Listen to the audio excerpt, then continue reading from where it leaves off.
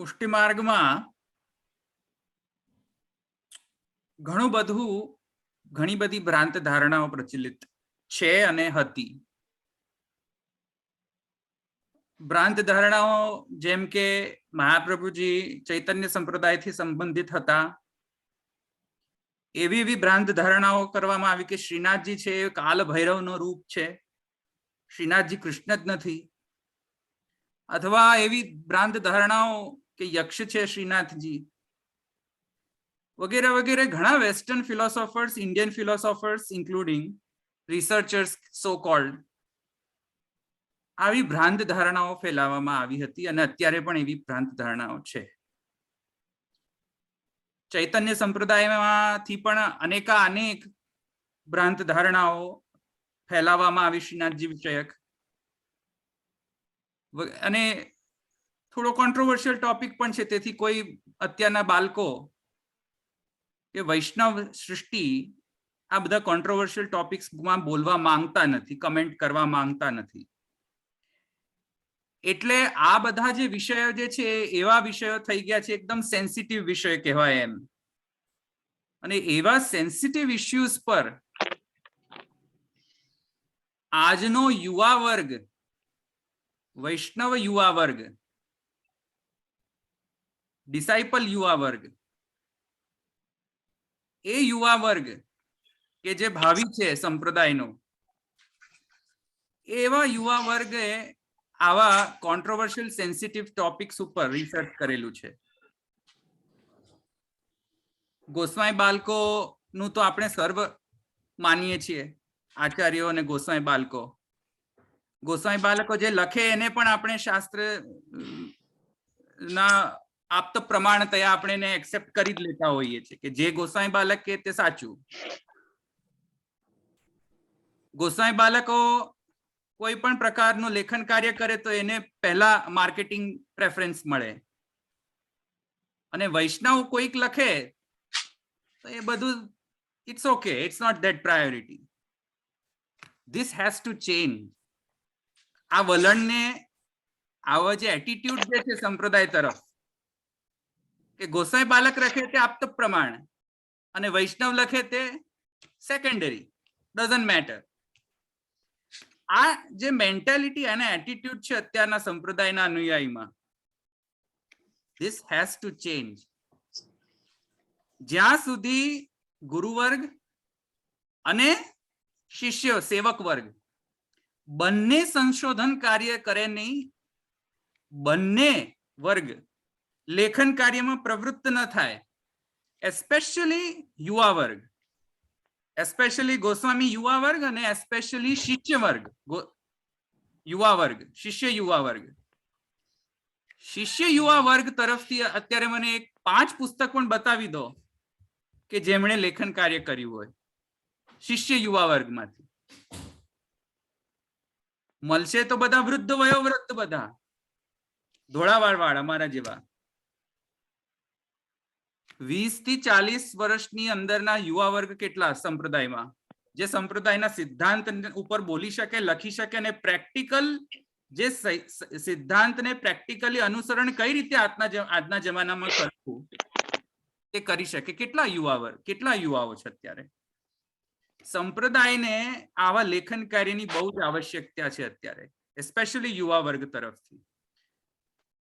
અને એથી કરીને આજે મેં પ્રત્યુષ મહેર્ષિ ને ઇન્વાઇટ કર્યા. પ્રત્યુષ જે છે એ મારી સાથે કો-ઓથર હતા. મહારાજ લાયબલ કે સૈદ્ધાંતિક દૃષ્ટિથી એક પુસ્તક લખવામાં આવી, મૈત્રી ગોસ્વામી દ્વારા સંપાદિત કરવામાં આવી. એમાં અમે બધા કો-ઓથર્સ હતા. અને એમાં પ્રત્યુષ મહેર્ષિ જે છે, જે અત્યારે આજે ઉપસ્થિત છે, તેમણે ઐતિહાસિક દૃષ્ટિકોણથી અને સૈદ્ધાંતિક દૃષ્ટિકોણથી એ સંબંધિત જે પણ ચેપ્ટર્સ હતા બુકમાં એ એમણે ઓથર કરેલા છે. તો I am happy to invite Pratyush Maharshi today. પ્રત્યુષે રિસર્ચ કરેલું છે શ્રીનાથજી વિષયક જે ભ્રાંત ધારણાઓ છે, ચૈતન્ય સંપ્રદાય ની જે ભ્રાંત માન્યતાઓ છે પુષ્ટિ માર્ગ વિષયમાં અને વલ્લભાચાર્યજીના વિષયમાં. તો એને પ્રત્યુષ મહેર્ષિએ સારો એવો રિસર્ચ કરેલો છે. તો આજે વધુ સમય ન લેતા, I hope કે પ્રત્યુષ મહર્ષિ can understand Gujarati. I think he can understand. તો very little bit. So I am happy to invite Pratyush Maharishi today, કે જે યુવા વર્ગમાં છે, સંશોધન કાર્ય પણ કરી રહ્યા છે અને લેખન કાર્ય પણ કરી રહ્યા છે. અને એ આજે શ્રીનાથજીના વિષયક જે એમનું સંશોધન છે, જે શ્યામ મનોહરજી ગોસ્વામી દ્વારા ઇન્સ્પાયર્ડ થયેલા છે અને એમના ગાઈડન્સના અંડર જ એમને રિસર્ચ કરેલું છે. So I am happy, I am delighted to hand it over to Pratyush Maharishi what he has to say on this topic today for next 45 minutes, and then we will take up question and answers for last 10-15 minutes. Over to you, Pratyush Maharishi. Thanks for joining. Thank you, Jai Shri Krishna Dahal bhai, Jai Shri Krishna everybody. Actually, as about this Sanshodhan Karya, so I have not done anything except then reading different books of Chaitanya Sampradaya. Nearly 8 to 9 years back, when I met Shyam Baba, there was some set of questions, among which this was the prime one. That what about Srinathji's origin in Chaitanya Charitamrita and Chaitanya Bhagavat and all these things? Because I have found several contradictory accounts in even Gaudiya books explaining about Srinathji and Sri Mahaprabhu. So Jai को मैंने ये points जब explain किए थे, तो Jai told me to इसके बारे में एक article लिखो. These were the words of Jai. So ठीक है Jai, आपने आज्ञा करी तो लिखूंगा. So I was under constant guidance with him. Jai से ही मैं पूछता रहता था. Jai, I think everybody is knowing that Jai is encyclopedia. Jai से आप कुछ भी पूछ सकते हैं, and Jai has in-depth knowledge of each and every topic, especially about history. His knowledge is so profound that I was just blown up. So it will be better कि आप हिंदी में बोलिए, जिससे सबको समझ भी आए आपका वक्तव्य. हाँ, तो आप हिंदी में कन्वर्ट कर लीजिए तो it वो बेहतर होगा. But thank you very much. I'll go off mute. Yeah, continue. Sorry.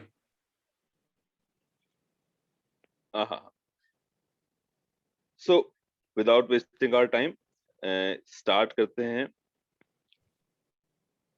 Okay, धवल भाई स्क्रीन शेयर कर सकता हूँ क्या मैं? हाँ, absolutely. Feel free. Screen only admin can, only host can share this meeting. I see. एक minute. Yeah. There you go.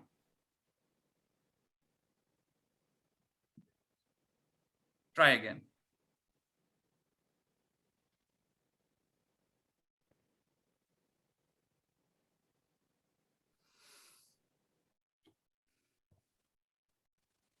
I started.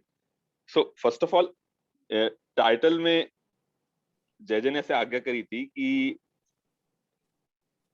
पुराने समय में श्रीनाथ जी की ही जगह पर, जहां पर श्रीनाथ जी श्रृंगार मंडल पर हैं, गोवर्धन पर्वत पर, वहां का डिस्क्रिप्शन जो जो पुराने ग्रंथों में आता है, उनमें सबसे प्राइम आजकल जिसे बना दिया गया, that is Garg Samhita. But Garg Samhita के अलावा भी एक पौष्कर संहिता का ग्रंथ है, जो कि साउथ इंडिया में पंचरात्र का ग्रंथ है. पंचरात्र ग्रंथ वैष्णव आगमों के ग्रंथ. आगम जैसे वैदिक हमारे स्क्रिप्चर्स होते हैं, so there were two branches, Vedas and Agams. Veda को निगम कहा जाता था. निगम यानी कि मृत्यु लोक से निर्गमन का रास्ता बताने वाले, यानी मोक्ष की तरफ का रास्ता बताने वाले. और आगम यानी कि मृत्यु लोक में ही जो पुराने ऋषियों से ही जो परंपरागत रूप से हमको ज्ञान प्राप्त हुआ है, नॉलेज प्राप्त हुई है, देवताओं के थ्रू, ऋषियों के थ्रू, दे वर कॉल्ड आगम. जो यहीं पर ओरिजिन हुए, जिनका ओरिजिन यहीं पे, और जिनका ओरिजिन देवताओं से है, they were called Nigam. So Agam and Nigam, there were two branches. Agamic branch is the branch which lays the rules for deity worship, सेवा कैसे करनी, ठाकुर जी की पूजा कैसे करनी, उसके षोडशोपचार के विधान, 64 उपचार, 108 उपचार, जितने भी उपचार होते हैं उन सभी के विधान आगमों में बताए जाते हैं. उन्हीं आगमों से एक आगम है पौष्कर संहिता. और पौष्कर संहिता पौष्कर ऋषि को जब भगवान ने जो जो चीजें बताई, जो जो उनको उन्होंने उनकी नॉलेज में था, वो उन्होंने अपने एक संहिताबद्ध जब कर दिया, that was called Paushkar Samhita. So in that Paushkar Samhita inside Tirth Khand Shrinath ji का वर्णन आता है, and that shloka is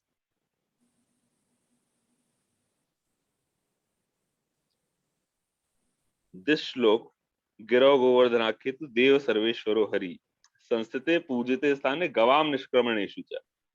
means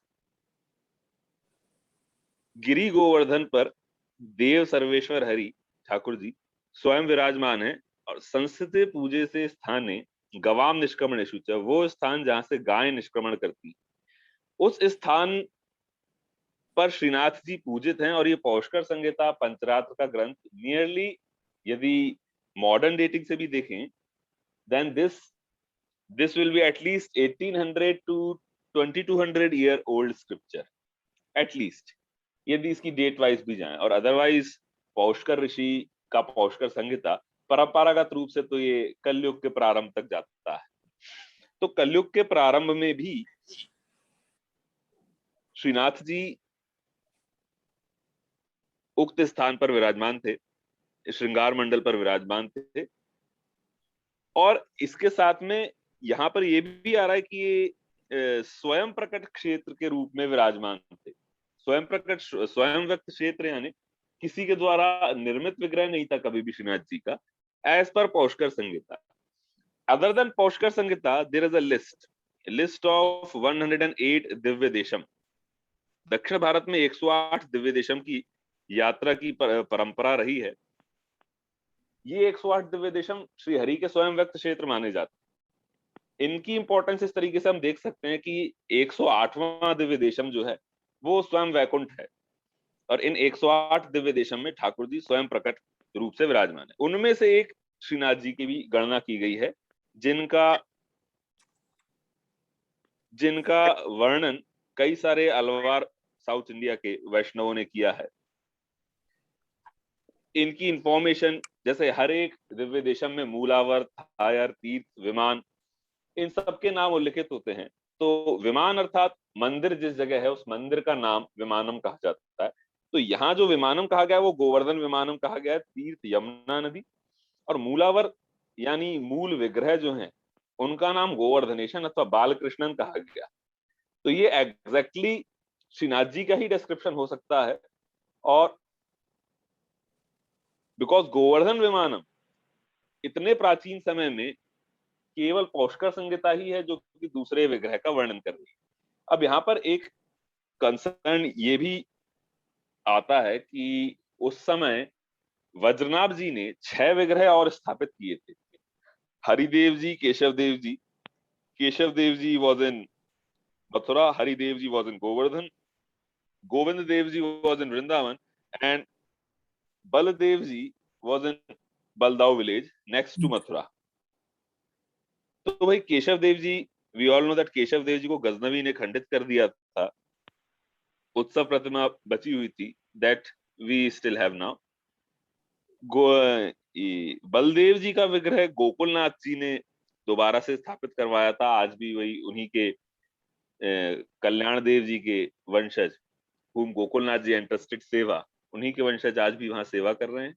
Govind Dev ji is in Jaipur. He is being served by Gaudiya Vaishnavas. And Haridev ji was in Govardhan, but prior to this Mughal Emperor Aurangzeb, एक बुलधान नाम के गांव के किन्हीं राजा ने उत्तर प्रदेश में इनको अपने साथ पधरा लिया था. हरिदेव जी का स्वरूप भी एग्जैक्टली श्रीनाथ जी जैसा ही है, गोवर्धन पर्वत धारण किए हुए. बट थिंग इज, क्या ये मेंशन हरिदेव जी का है पौष्कर संहिता में? हो सकता है हरिदेव जी का हो, ऐसी जय जय ने आज्ञा की थी. बट हरिदेव जी का मेंशन होने पर वज्रनाभ जी द्वारा निर्मित और स्वरूपों का भी मेंशन होना चाहिए था, बिकॉज सभी को वज्रनाभ जी ने ही स्थापित करवाया था. और वज्रनाभ जी का मेंशन ना होने से ये बात तो सिद्ध हो जाती है कि ये विग्रह वज्रनाभ जी का निर्मित नहीं. सो भाई, इसके अलावा गर्ग संहिता के गिरिराज खंड में भी श्रीनाथ जी का बहुत डिस्क्रिप्शन आता है. इसमें भविष्यवाणी के रूप में श्रीनाथ जी प्रकट होंगे ऐसा बताया गया था. बट गर्ग संहिता की किसी भी पुराने आचार, किन्हीं भी पुराने प्राचीन आचार्यों द्वारा, अपने ही संप्रदाय के नहीं, अन्य सभी संप्रदायों के आचार्य द्वारा, किसी के द्वारा भी इसका डिस्क्रिप्शन नहीं मिलता है कि इस तरह का कोई ग्रंथ विद्यमान है भी या नहीं। इट मीन्स कि कब इसे लिखा गया, we are not sure about it, but इसके अंदर जो डिस्क्रिप्शन प्राप्त होता है, that I have also given here, that was this is the Sanskrit part and this is the translation. ये ट्रांसलेशन कलयुग में कुछ वर्ष व्यतीत होने पर श्रीनाथ जी स्वयं प्रकट होंगे, श्री कृष्ण चमत्कारिक रूप से, ऐसा प्रोफेसी के रूप में दिया गया है यहाँ पर डिस्क्रिप्शन। गर्ग संहिता में ही आगे महाप्रभु जी का भी वर्णन आता है, और वैजनाथ जी ने जो अन्य मूर्तियां स्थापित करी उनका भी वर्णन इसी गर्ग संहिता के ही चैप्टर में आता है। इसमें एक दीर्घ विष्णु और केशव देव जी, ये दोनों वैजनाथ जी ने स्थापित किया, ऐसा आता है। दीर्घ विष्णु और केशव देव जी दोनों को ही गजनवी के अटैक में खंडित कर दिया गया था। दीर्घ विष्णु का टेम्पल अभी हाल में जो बना हुआ है, that was built by Marathas, Maratha rulers when they again conquered Mathura region, they rebuild this temple. Keshav Dev ji का मंदिर भी अभी जो ओरिजिनल जगह पर आज भी मस्जिद बनी हुई है औरंगजेब की, जन्मभूमि उसके बगल में अभी भी विद्यमान है। हरिदेव जी का मंदिर खंडित हो चुका था गोवर्धन में, it's very visible as an ancient temple. It was build by one Raja Bhagwan Das, father of मान सिंह। और गोकुल में गोकुलेश्वर, ये गोकुलेश्वर कौन थे इनके बारे में अभी तक पता नहीं लगा है, परहैप्स इट वाज महावन। तो भाई, so this was the description in all the ancient Sanskrit works, or we can say that these scriptures tend to be ancient, but we don't know this Garg Samhita, whether it is ancient or not. We don't know much about that. But फिर भी संस्कृत ग्रंथ है, that's why इसका प्रमाण कई जगहों पर लिया जाता है। नाथद्वारा से आजकल जो प्राकट्य वार्ता प्रकाशित हो रही है, उसमें सबसे पहले इस गर्ग संहिता की भविष्यवाणी का वर्णन आ जाता है। फाइन है। इसके बाद इन्हीं अपने जो श्रीनाथ जी थे, because this was the prime deity, so copying Shrinath ji several other deities were also made, जिनका आर्किटेक्चरल दृष्टि से जो भी जिनकी विशेषताएं वगैरह हैं, उनके बारे में जे ने आज्ञा करी थी कि this needs to be elaborated little bit more. So that part I have kept for second part of this work. यहाँ मैंने कुछ पिक्स यहाँ पर इंक्लूड करी हैं। As per जैसे all these were modeled after Shrinath ji. जिस प्रकार आपने जैसे श्रीनाथ जी हैं, उसी तरह से ये सभी विग्रह मॉडल थे और सभी पूजित विग्रह थे। समय के साथ साथ जैसे जैसे टाइम आगे बढ़ा, मीन्स हिस्ट्री में जब भी whenever we study iconography, सबसे प्राचीन मूर्तियां बहुत सिंपल होती थी। It means they were not very ornate, not very artistic, but with time this degree of beauty और डिग्री ऑफ आर्टिस्ट्री, ये हमें थोड़ी सी इंक्रीज होती हुई दिखती है। जैसे जैजे टोल्ड मी वंस दैट हमारे यहाँ पद आता है, कान कुंवर के कर पल्लव पे मानो गोवर्धन नृत्य करे। सो दिस कर जैसे पे श्रीनाथ जी ने गोवर्धन पर्वत को धरा हुआ है, टाइम के साथ साथ धीरे धीरे ये कर भी कर पल्लव में चेंज होता गया और हस्त की उंगलियां पल्लव की आकृति में होती गई। इसी तरह से प्रतिमा भी अधिक श्रृंगारिक होती गई। जितनी सिंपल प्रतिमा थी, उतनी ही ज्यादा उसको एंशिएंट माना जाता। जैसे ये जो प्रतिमा है, ये गुप्तकालीन प्रतिमा है, means near by 300 to 600 AD, यानी अभी से देखा जाए तो 1400 से लेकर के 1600 साल पुरानी तक प्रतिमा ये होनी चाहिए। This Pratima was found in Varanasi and मजार से ये निकली थी, बिकॉज मुगल्स ने इसे खंडित करके मजार के अंदर दफना दिया था। गंगा जी में बाढ़ आने पर अगेन मजार बह गई और ये प्रतिमा प्रकट हुई थी। ये प्रतिमा आपने शायद जय की किसी बुक पर देखी भी होगी। फ्रंट पर they reconstructed this same figure of Thakur ji. Similarly अलग अलग कई सारी प्रतिमा प्राप्त हुई थी श्रीनाथ जी की। ये गतश्रम नारायण नाम का मंदिर है वहां मथुरा में विश्राम घाट पर, वहां से ये प्रतिमा प्राप्त हुई थी। ये भी श्रीनाथ जी के ही ऊपर मॉडल्ड है। It means right hand is on कटी एंड लेफ्ट हैंड पर श्रीनाथ जी ने पूरे कर पर गोवर्धन को धरा हुआ है। और seeing the curves we can see that this is also later creation. Again ये भी एक गुप्तकालीन प्रतिमा है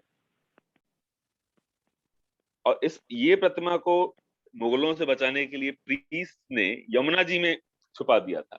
सो यमुना जी के भाव से जल से क्षरित होते होते प्रतिमा का ये रूप हो गया थोड़ा सा।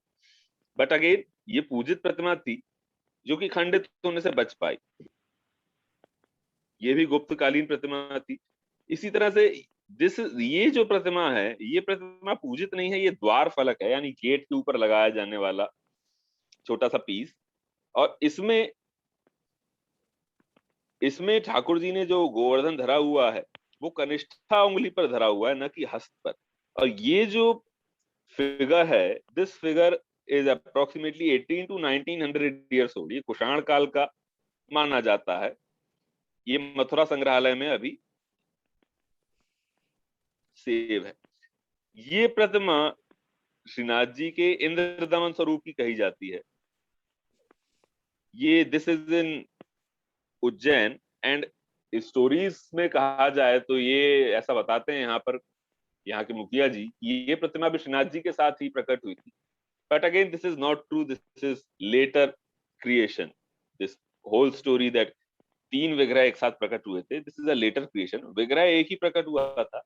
एज पर जजेस this might be to save Shrinath ji from Aurangzeb.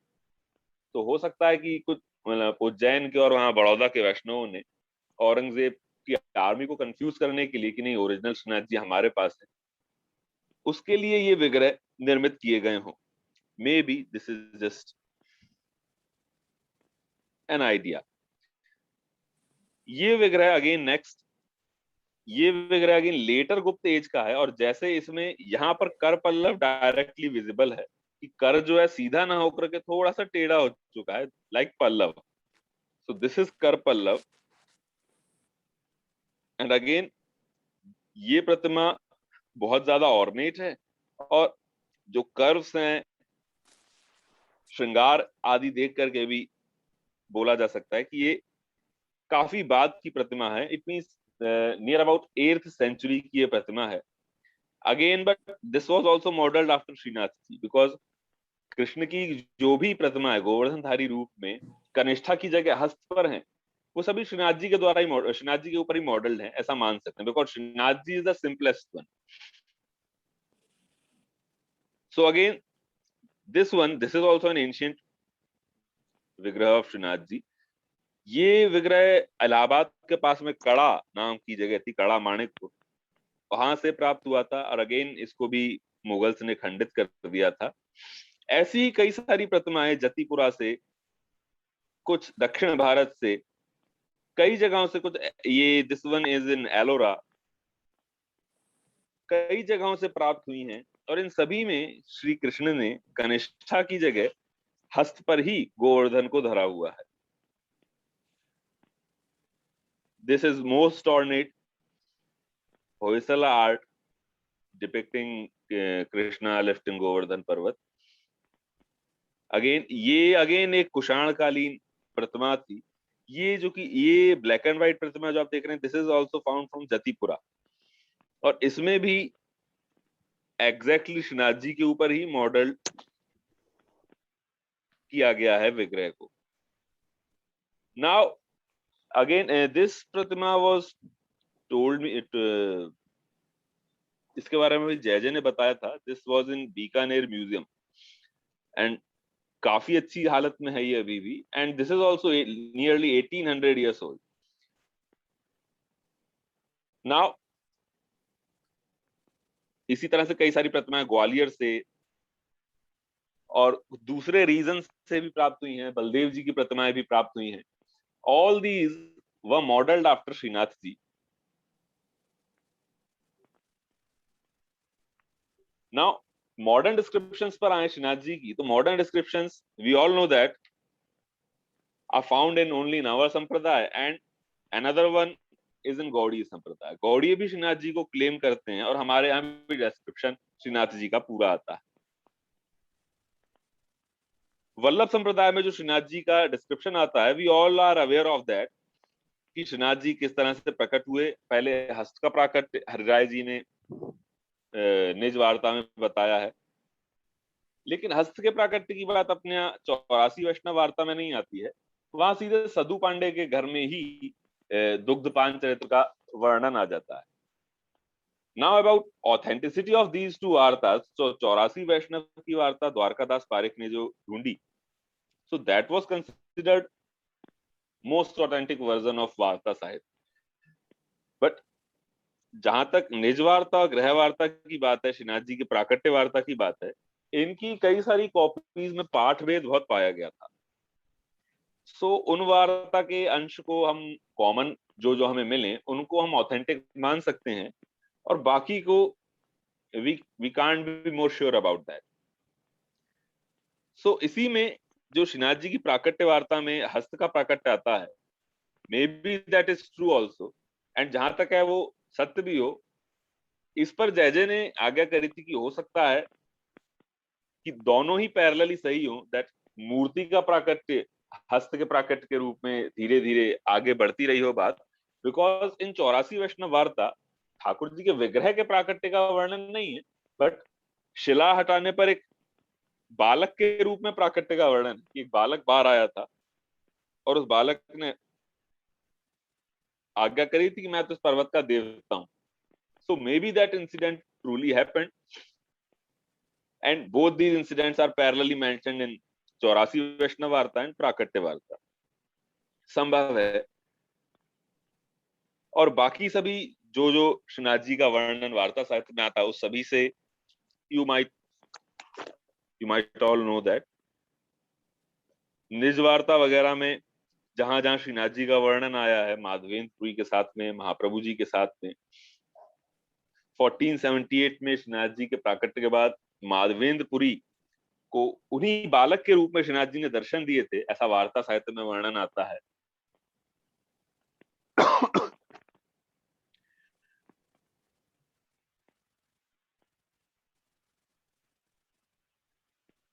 उसके बाद श्रीनाथ जी की सेवा जब माधवेंद्रपुरी ने की, at that time Madhavendrapuri was told by Shrinath ji that कि आप भाई श्रृंगार आदि की सेवा जो है वो आपको महाप्रभु जी देंगे, टिल देन मैं केवल ब्रजवासियों का दूध दही अरोगूंगा। सो Madhavendrapuri went to Varanasi and became tutor of Vallabhacharya, teaching him Vaishnava Shastra, Bhagwat, Bhagwat Gita and other Vishnu Puran वगैरह महाप्रभु जी ने माधवेंद्रपुरी से पढ़े, ऐसा निज वार्ता में हमको डिस्क्रिप्शन मिलता है। 84 वैष्णव वार्ता में माधवेंद्रपुरी का नाम एक्सप्लिसिटली मेंशन नहीं है, बट निज वार्ता, घरु वार्ता और प्राकट्य वार्ता तीनों में ही माधवेंद्रपुरी का नाम कॉमन रूप से मेंशन्ड है। So again that is considered authentic, very well, that can be authentic also. Now 1489 में जब माधवेंद्रपुरी ने शिक्षा इनकी पूरी की महाप्रभु जी की, तब महाप्रभु जी भारत यात्रा के लिए उन्होंने प्रस्थान किया और माधवेंद्रपुरी को भी भारत भ्रमण की आज्ञा करी 1489 में। वहां से माधवेंद्रपुरी ने 20 वर्ष की भारत यात्रा अपनी स्टार्ट करी थी। इसके बाद किन किन वार्ताओं में श्रीनाथ जी का वर्णन आता है महाप्रभु जी के साथ, all that I have mentioned, ये सभी is known to most of the Vaishnavas in our संप्रदाय। नाउ श्रीनाथ जी के गिरिराज जी के ऊपर 2 मंदिर दिखते हैं। So this white one is the original temple of Shrinath ji built by Puranmal Kshatri, and इसके पीछे ये जो स्ट्रक्चर दिख रहा है, this small structure was built by Bhagwan Das, father of मान Singh. He built this temple while the original temple by Puramal Kshatri was being constructed, because Puramal Kshatri को द्रव्य की कमी के कारण कंस्ट्रक्शन का काम रोक करके साउथ जाना पड़ा था। तो इस बीच श्रीनाथ जी इस पूर्व क्षत्रिय के मंदिर के सामने ही विराजे हुए थे। तब मानसिंह के पिता भारमल भगवान दास ने ये मंदिर कंस्ट्रक्ट कराया था कि मैं मंदिर बनवाऊंगा, इसमें ठाकुर जी विराजेंगे। But as per the local folklore और लोकल हिस्ट्री, इस मंदिर में श्रीनाथ जी कभी विराजे नहीं। इट इज बीइंग सेड कि राजा ने अहंकार से युक्त होकर के मंदिर बनवाया था, इसलिए श्रीनाथ जी इसमें कभी नहीं विराजे। खैर, जयपुर नरेश को महाप्रभु जी की आज्ञा नहीं थी, maybe this was the reason. Again now, इसके बाद अलग अलग वार्ताओं में त्रिपुरदास जी की वार्ता, नारायण दास, संत दास जी, सूरदास, कुंभन दास, इन सभी वार्ताओं में श्रीनाथ जी का जो भी डिस्क्रिप्शन आता है, माधवेंद्रपुरी का जो वार्ता साहित्य में डिस्क्रिप्शन आता है, that is all known to us. Again for short synopsis, Madhavendrapuri Shrinath ji का जब प्राकट्य हुआ 1478 में, तब माधवेंद्रपुरी को श्रीनाथ जी के दर्शन हुए थे। Then he went to teach Mahaprabhu ji in Varanasi.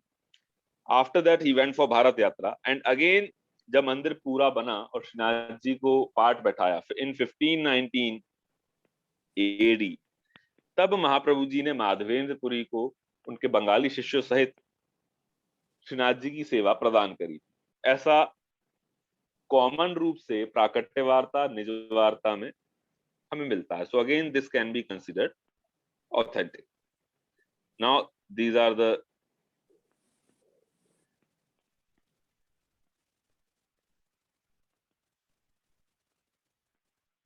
वार्ता साहित्य, निज वार्ता और श्रीनाथ जी की प्राकट्य वार्ता में जो डिस्क्रिप्शन आता है माधवेंद्रपुरी का। नाउ माधवेंद्रपुरी का उल्लेख 84 वैष्णव वार्ता में भले ही ना मिलता हो, बट बाकी सभी वार्ता साहित्य में कॉमन रूप से आने के कारण इसको हम ऑथेंटिक मान ही सकते हैं।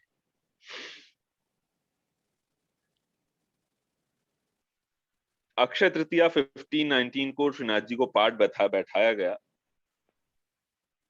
84 वैष्णव वार्ता में भी कई सारे कॉमन प्रसंग आते हैं। पूरमल खत्री की वार्ता में जो प्रसंग आता है जब बंगालियों को बुलाया गया, वहां बंगालियों के साथ में माधवेंद्रपुरी का नाम नहीं है, बट अगेन अन्य वार्ताओं में है, सो उसको भी अपन ऑथेंटिक मान ही सकते हैं।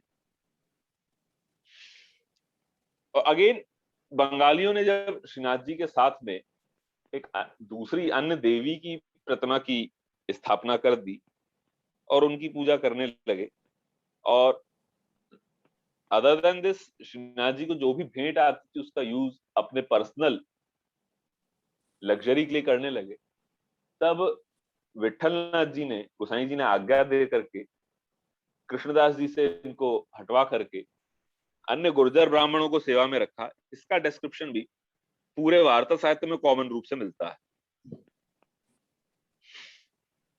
अब इसके बाद गौड़ीय ग्रंथों में जो माधवेंद्रपुरी का श्रीनाथ जी के साथ में डिस्क्रिप्शन आता है, उसके ऊपर प्राइम रूप से अपन आते हैं। This is the most controversial part.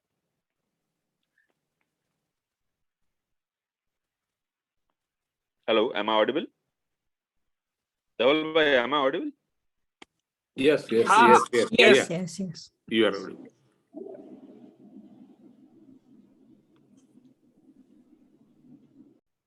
सो माधवेंद्रपुरी का जो वर्णन आता है गौड़ी ग्रंथों में, उसमें अगेन जैसे महाप्रभु जी के गुरु माधवेंद्रपुरी थे वैष्णव शास्त्रों में, ऐसे ही माधवेंद्रपुरी को नित्यानंद प्रभु का और चैतन्य महाप्रभु ने जिन केशवपुरी से दीक्षा ली थी, इन दोनों का गुरु माना जाता है। इससे माधवेंद्रपुरी को गौड़ीय वैष्णव संप्रदाय में आद्य आचार होने का गौरव प्राप्त है कि माधवेंद्रपुरी के कारण ही गौड़ीय शाखा प्रारंभ हुई थी, बिकॉज ऑफ दिस रीजन। सो माधवेंद्रपुरी को ही प्राइम रूप से यहाँ पर मेंशन किया गया है। माधवेंद्रपुरी के अलावा हमारे महाप्रभु जी का भी नाम तक वर्णन नहीं। खैर, रीजन जो भी हो, that we will see in the analysis. Chaitanya Charitamrita में माधवेंद्रपुरी का श्रीनाथ जी के साथ में फुल डिस्क्रिप्शन के साथ हमको वर्णन मिलता है। अगेन वल्लभ संप्रदाय में हम जानते हैं, और even Madhavendrapuri himself was a Tailang ब्राह्मण, महाप्रभु जी की कम्युनिटी के ब्राह्मण थे। अगेन गौर गणोदेश दीपिका, प्रमेय रत्नावली, भक्ति रत्नाकर, गोपाल गुरु गोस्वामी, ये अगेन सब गौड़ी आचार्यों में से एक है ये गोपाल गुरु गोस्वामी। इन सभी की रचनाओं में माधवेंद्रपुरी को गुरु रूप से ही वर्णित किया गया है। ये माधवेंद्रपुरी जो थे असल में मध्व संप्रदाय के आचार्य थे।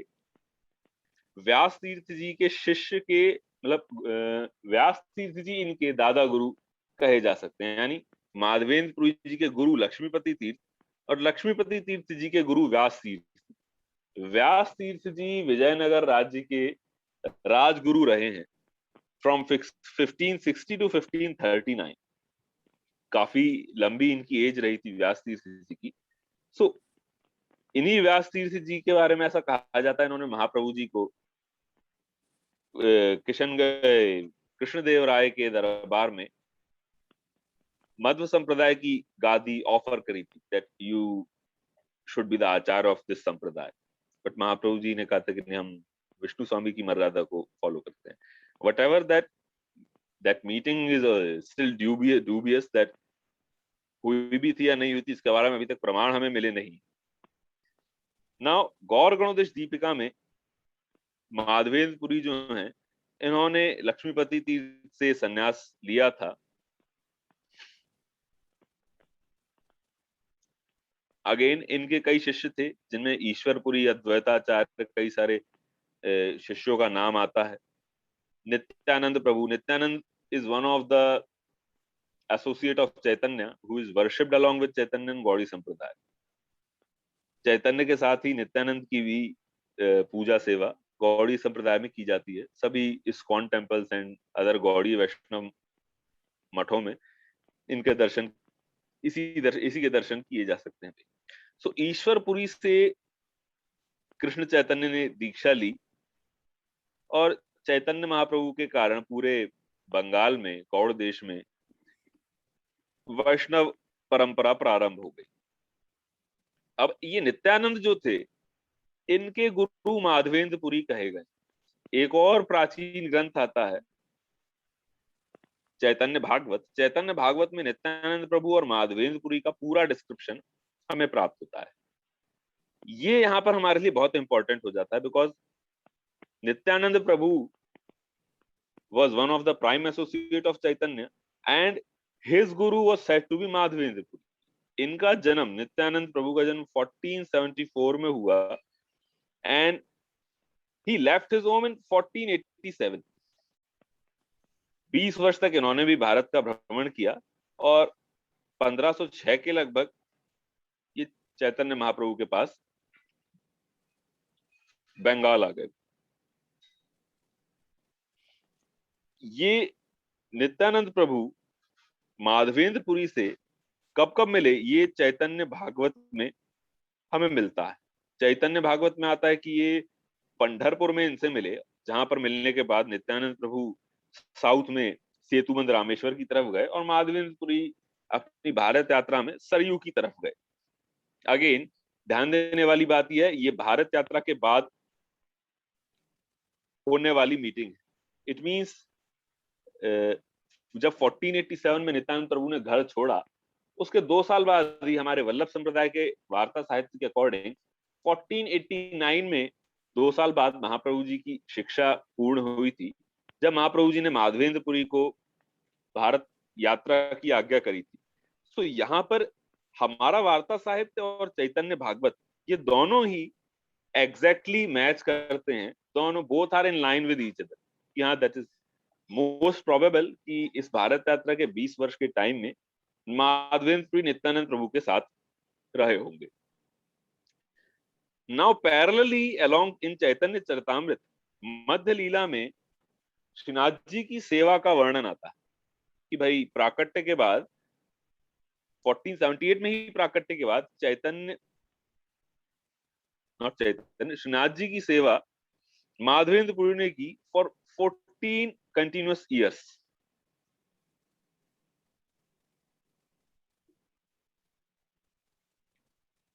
ये जो वर्णन आता है, ये वर्णन यहाँ पर चैतन्य चरितामृत के कुछ पार्ट यहाँ पर मैंने लिखा हुआ है। I hope this is understandable to all. पूर्वे माधव पुरीरा लागी क्षीर कैला चुरी, यानी क्षीर को और गोपीनाथ, क्षीर तो और गोपीनाथ है भाई, जहां पर माधवेंद्रपुरी चंदन यात्रा के लिए गए थे। सेम डिस्क्रिप्शन हमारे वार्ता साहित्य में भी आता है, सेम डिस्क्रिप्शन इनके यहाँ भी आता है।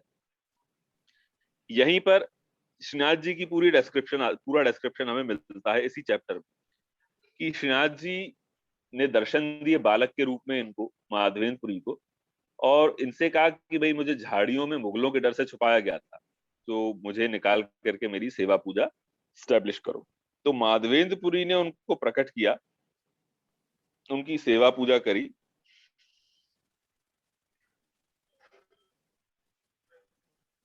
ये पूरा डिस्क्रिप्शन इसी पार्ट में दिया गया है। नाउ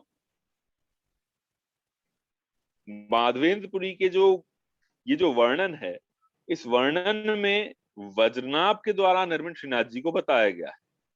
लेकिन again this thing will be scripturally wrong, because Shrinath ji can not be said to be established by Vajranabh. Vajranabh के द्वारा निर्मित जिन भी ग्रंथों में वर्णन आता है, जिन जिन विग्रहों का स्थापन वज्रनाभ जी ने किया, वे सभी अपने आप में अलग अलग स्थानों पर अलग अलग विग्रहों के रूप में विख्यात थे। और गोवर्धन में ऑलरेडी हरिदेव जी को वज्रनाभ ने स्थापित किया था, तो वहीं गोवर्धन के कुछ ही क्षेत्र पास श्रृंगार मंडल पे दोबारा वज्रनाभ जी स्थापित करें श्रीनाथ जी का विग्रह, ये बात उतनी जमती नहीं। और दूसरी चीज ये कि पौष्कर संहिता में जो श्रीनाथ जी का वर्णन आ रहा है, वहां वज्रनाभ जी का कोई उल्लेख है नहीं, और न ही दक्षिण भारत के जो 108 दिव्य देशम है, उनमें भी जो श्रीनाथ जी का वर्णन आ रहा है गोवर्धनेशम, वहां भी कोई वज्रनाभ जी का वर्णन नहीं है। और न ही गर्ग संहिता में जो डिस्क्रिप्शन आता है वज्रनाभ जी के द्वारा स्थापित विग्रहों का, जिसमें 6 विग्रह बताए गए हैं दीर्घ विष्णु और गोकुलेश्वर सहित, उनमें भी श्रीनाथ जी का कोई नामोल्लेख नहीं। सो अगेन यहाँ पर first error we find is Vajranabh द्वारा प्रतिष्ठित बताया गया है। वल्लभ संप्रदाय में भी कहीं भी श्रीनाथ जी को वज्रनाभ द्वारा स्थापित नहीं बताया गया है।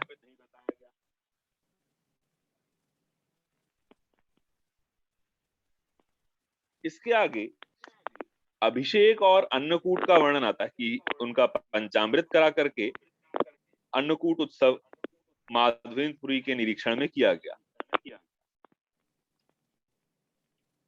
लेकिन यदि if really this have happened, यदि ऐसा अन्नकूट हुआ होता, तो भाई मंदिर वहां बन चुका होता। तो 1492 में जब महाप्रभु जी पधारे, तो महाप्रभु जी को दोबारा से छोटा सा मंदिर सिद्ध करवाने की जरूरत ही नहीं पड़ती, क्योंकि उसके पहले ही माधवेंद्रपुरी मंदिर बनवा चुके होते। सो अगेन ये जो डिस्क्रिप्शन चैतन्य चरितामृत में आ रहा है, ये श्रीनाथ जी के मंदिर बनने के बाद का डिस्क्रिप्शन है।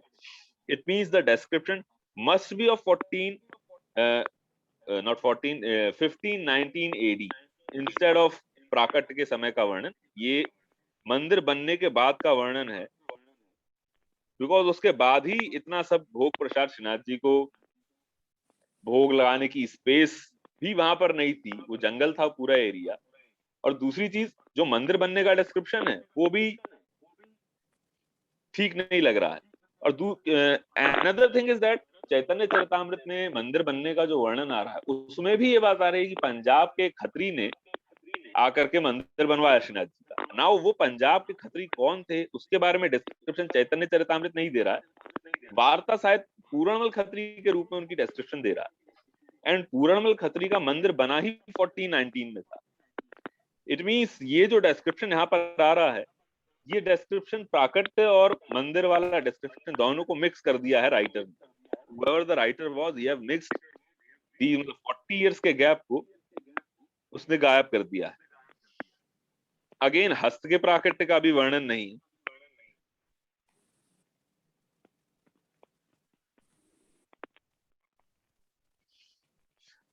अगेन पूरे चैतन्य चरितामृत में श्रीनाथ जी का जो वर्णन है वो गोपाल रूप में आता है। कहीं भी श्रीनाथ जी या फिर देवदमन या फिर गोवर्धन नाथ के नाम से वर्णन आता ही नहीं। और originally we know that Shrinath ji was famous as Govardhan Nath. Gopal नाम श्रीनाथ जी का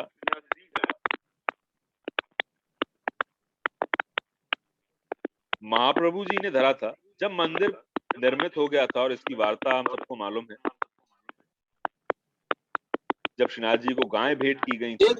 एक सेकेंड, हाँ, एक सेकेंड, जे लोग को कुछ म्यूट करें प्लीज, प्लीज म्यूट करें प्लीज, दोस्त who have not muted please, आवाज आवे છે।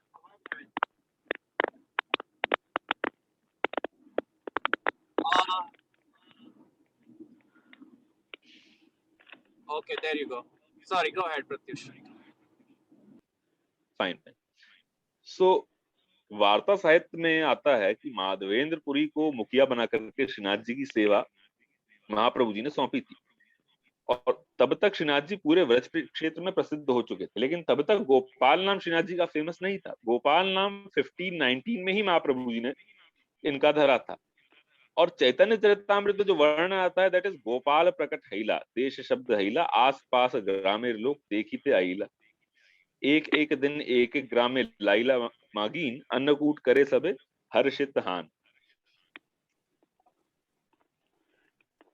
यानी गोपाल जब प्रकट हुए तो पूरे आसपास में शब्द फैल गया, इसकी बात फैल गई, और सभी एक एक करके सभी गांव श्रीनाथ जी के दर्शन के लिए आने लगे, और सबने कुछ कुछ कंट्रीब्यूट करके ठाकुर जी का अन्नकूट उत्सव किया।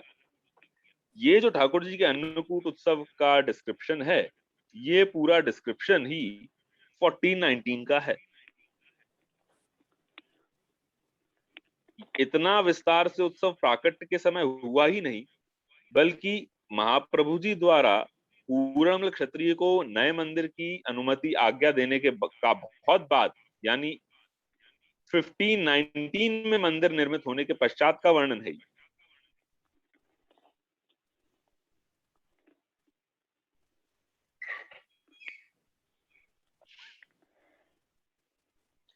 आगे जो ये श्लोक लिखा है कि सकल ब्राह्मणे पुरी वैष्णव करी, से ही सेवा मध्य सब नियोजी।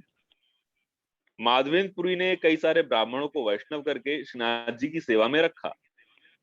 अगेन माधवेंद्रपुरी के साथ बंगाली वैष्णव ब्राह्मण श्रीनाथ जी की सेवा में पूर्णमल खत्री के मंदिर के बनने के बाद ही आए थे। और आगे आज जो श्लोक आ रहा है, इससे स्पष्ट रूप से बात आ जाती है कि वार्ता साहित्य के अकॉर्डिंग ही वर्णन चल रहा है, लेकिन कुछ एरर के साथ इसमें महाप्रभु जी का नाम या तो जानबूझ करके या फिर लेटर किन्हीं एडिशंस में ओमिट किया गया है। जैसे एक महाधनी क्षत्रिय करील मंदिर, केहा पाक भंडार केहा ते प्राची। एक महाधनी क्षत्रिय, यहाँ स्पष्ट है कि ये पूर्णमल क्षत्रिय की ही बात हो रही है, जिसके बाद सभी एक एक करके एक एक व्रजवासी एक एक गभी दील, सहस्र सहस्र गभी गोपालेर हईल। ये एग्जैक्टली गौदान का वर्णन है श्रीनाथ जी को मंदिर बनने के पश्चात अक्षय तृतीया को, जो महाप्रभु जी ने श्रीनाथ जी के लिए अपनी स्वर्ण की अंगूठी देकर के, पवित्री देकर के, जो गाय खरीद के श्रीनाथ जी को भेंट दी थी, जिसके बाद सभी ब्रजवासियों ने एक एक करके श्रीनाथ जी को गाय भेंट करी थी, और श्रीनाथ जी की कई सारी हजारों गाय हो गई थी। ये डिस्क्रिप्शन ही 1519 का है, न कि प्राकट्य के समय का डिस्क्रिप्शन। उसी समय महाप्रभु जी ने श्रीनाथ जी का नाम गोपाल रखा था, उससे पहले गोवर्धन नाथ के रूप में ही वो फेमस थे। और सभी गौड़ीय ग्रंथों में, मतलब चैतन्य चरितामृत की बात हम यहाँ पर कर रहे हैं, तो चैतन्य चरितामृत में बिकॉज गोपाल नाम का ही वर्णन आ रहा है, that's why we are for sure कि चैतन्य चरितामृत का ये डिस्क्रिप्शन 1519 का है, न कि प्राकट्य के समय का, जैसा ग्रंथ में इस समय हमें प्राप्त होता है। दोनों का मिक्सअप हो जाने से या बाद में लेटर एडिशन ओमिशन हुए, इसके बारे में अपन श्योर नहीं है, बट अगेन डिस्क्रिप्शन आगे का और पीछे का मिक्स हुआ है, this is clearly visible to अस।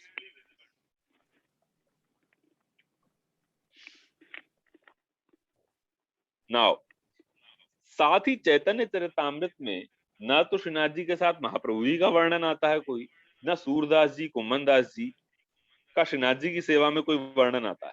जबकि सूरदास जी की प्रसिद्धि इस समय तक व्रज ही नहीं पूरे उत्तर भारत में हो चुकी थी।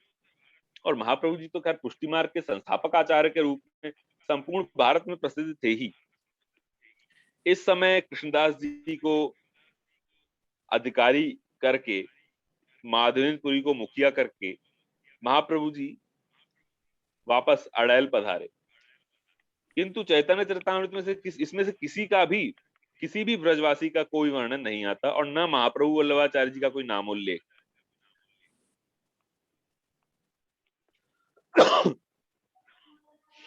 अतः अपन कह सकते हैं, प्रोबेबिलिटी यहां पर बनती है कि इस चैप्टर में जो प्राकृतिक का वर्णन आया है, श्रीनाथ जी को पर्वत के ऊपर लाना, झाड़ी में से प्रकट होना, ये ओरिजिनल प्राकृतिक का वर्णन नहीं है, बल्कि कुछ मिला जुला हो चुका है। आगे का यानी प्राकृत 1478 के प्राकृतिक का और 1519 में मंदिर के निर्मित होने का साथ में मिक्सअप होकर के यहाँ पर मेंशन है। इसके आगे लिखा है कि 14 वर्षों तक माधवेंद्रपुरी ने इनकी सेवा करी, जिसके बाद बंगाल के 2 बंगाली ब्राह्मण इनकी सेवा करते थे। गौड़ हईते आइला दुई वैरागी ब्राह्मण, पुरी गोसाई ते राखीला तारे करिया जतन, सेई दुई शिष्य करी सेवा समर्पी, राज सेवा है पुरीर आनंद बढ़ील, एई माट वत्सर दुई करील सेवन, एक दिन पुरी गोसाई देखीला सो। इसके बाद आगे माधवेंद्रपुरी चंदन यात्रा के लिए चले गए, ऐसा वर्णन आता है। लेकिन इन 2 ब्राह्मणों के पश्चात श्री जी की सेवा किसने करी, इसका कोई वर्णन चैतन्य चरितामृत में नहीं आता। भक्ति रत्नाकर में अब इसका वर्णन आता है कि आगे के टाइम में रघुनाथ दास गोस्वामी ने विठलनाथ जी को श्रीनाथ जी की सेवा सौंप दी। श्रीदास गोस्वामी आदि परामर्श करी, विठलेश्वरे कहला सेवा अधिकारी।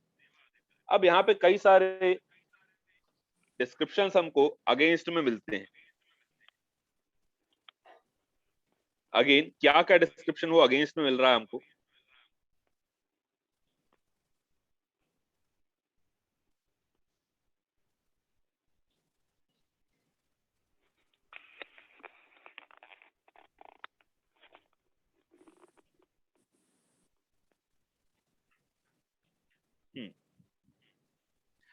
जैसे चैतन्य चरितामृत में चंदन यात्रा का वर्णन आता है, उसी तरह से वार्ता साहित्य में भी चंदन यात्रा का वर्णन आता है। वार्ता साहित्य में आता है कि माधवेंद्रपुरी नित्य ठाकुर जी को चंदन धराते थे, जिसके लिए श्रीनाथ जी ने उनको आज्ञा दी कि भाई हमको गर्मी बहुत लग रही है, तो मलयगिरी से चंदन लाओ, यहाँ का लोकल चंदन हमें नहीं चलेगा। तो मलयगिरी का चंदन लेने के लिए माधवेंद्रपुरी ने उस अवस्था में भी यात्रा को प्रारंभ किया था, अपने बंगाली शिष्यों को सेवा सौंप करके।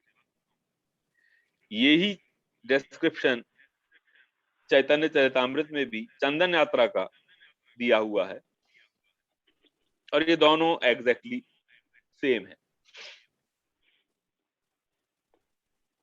लेकिन यहां से हमें इतना तो पता लगता है कि गायों को भेंट करने का प्रसंग, क्षत्रिय ने जो मंदिर निर्माण किया वो, गोपाल नाम से सेवा होना और सेवा का जो विस्तृत प्रकार था वो, ये सब 1519 में मंदिर बनने के पश्चात का ही वर्णन है और 1478 में प्राकृत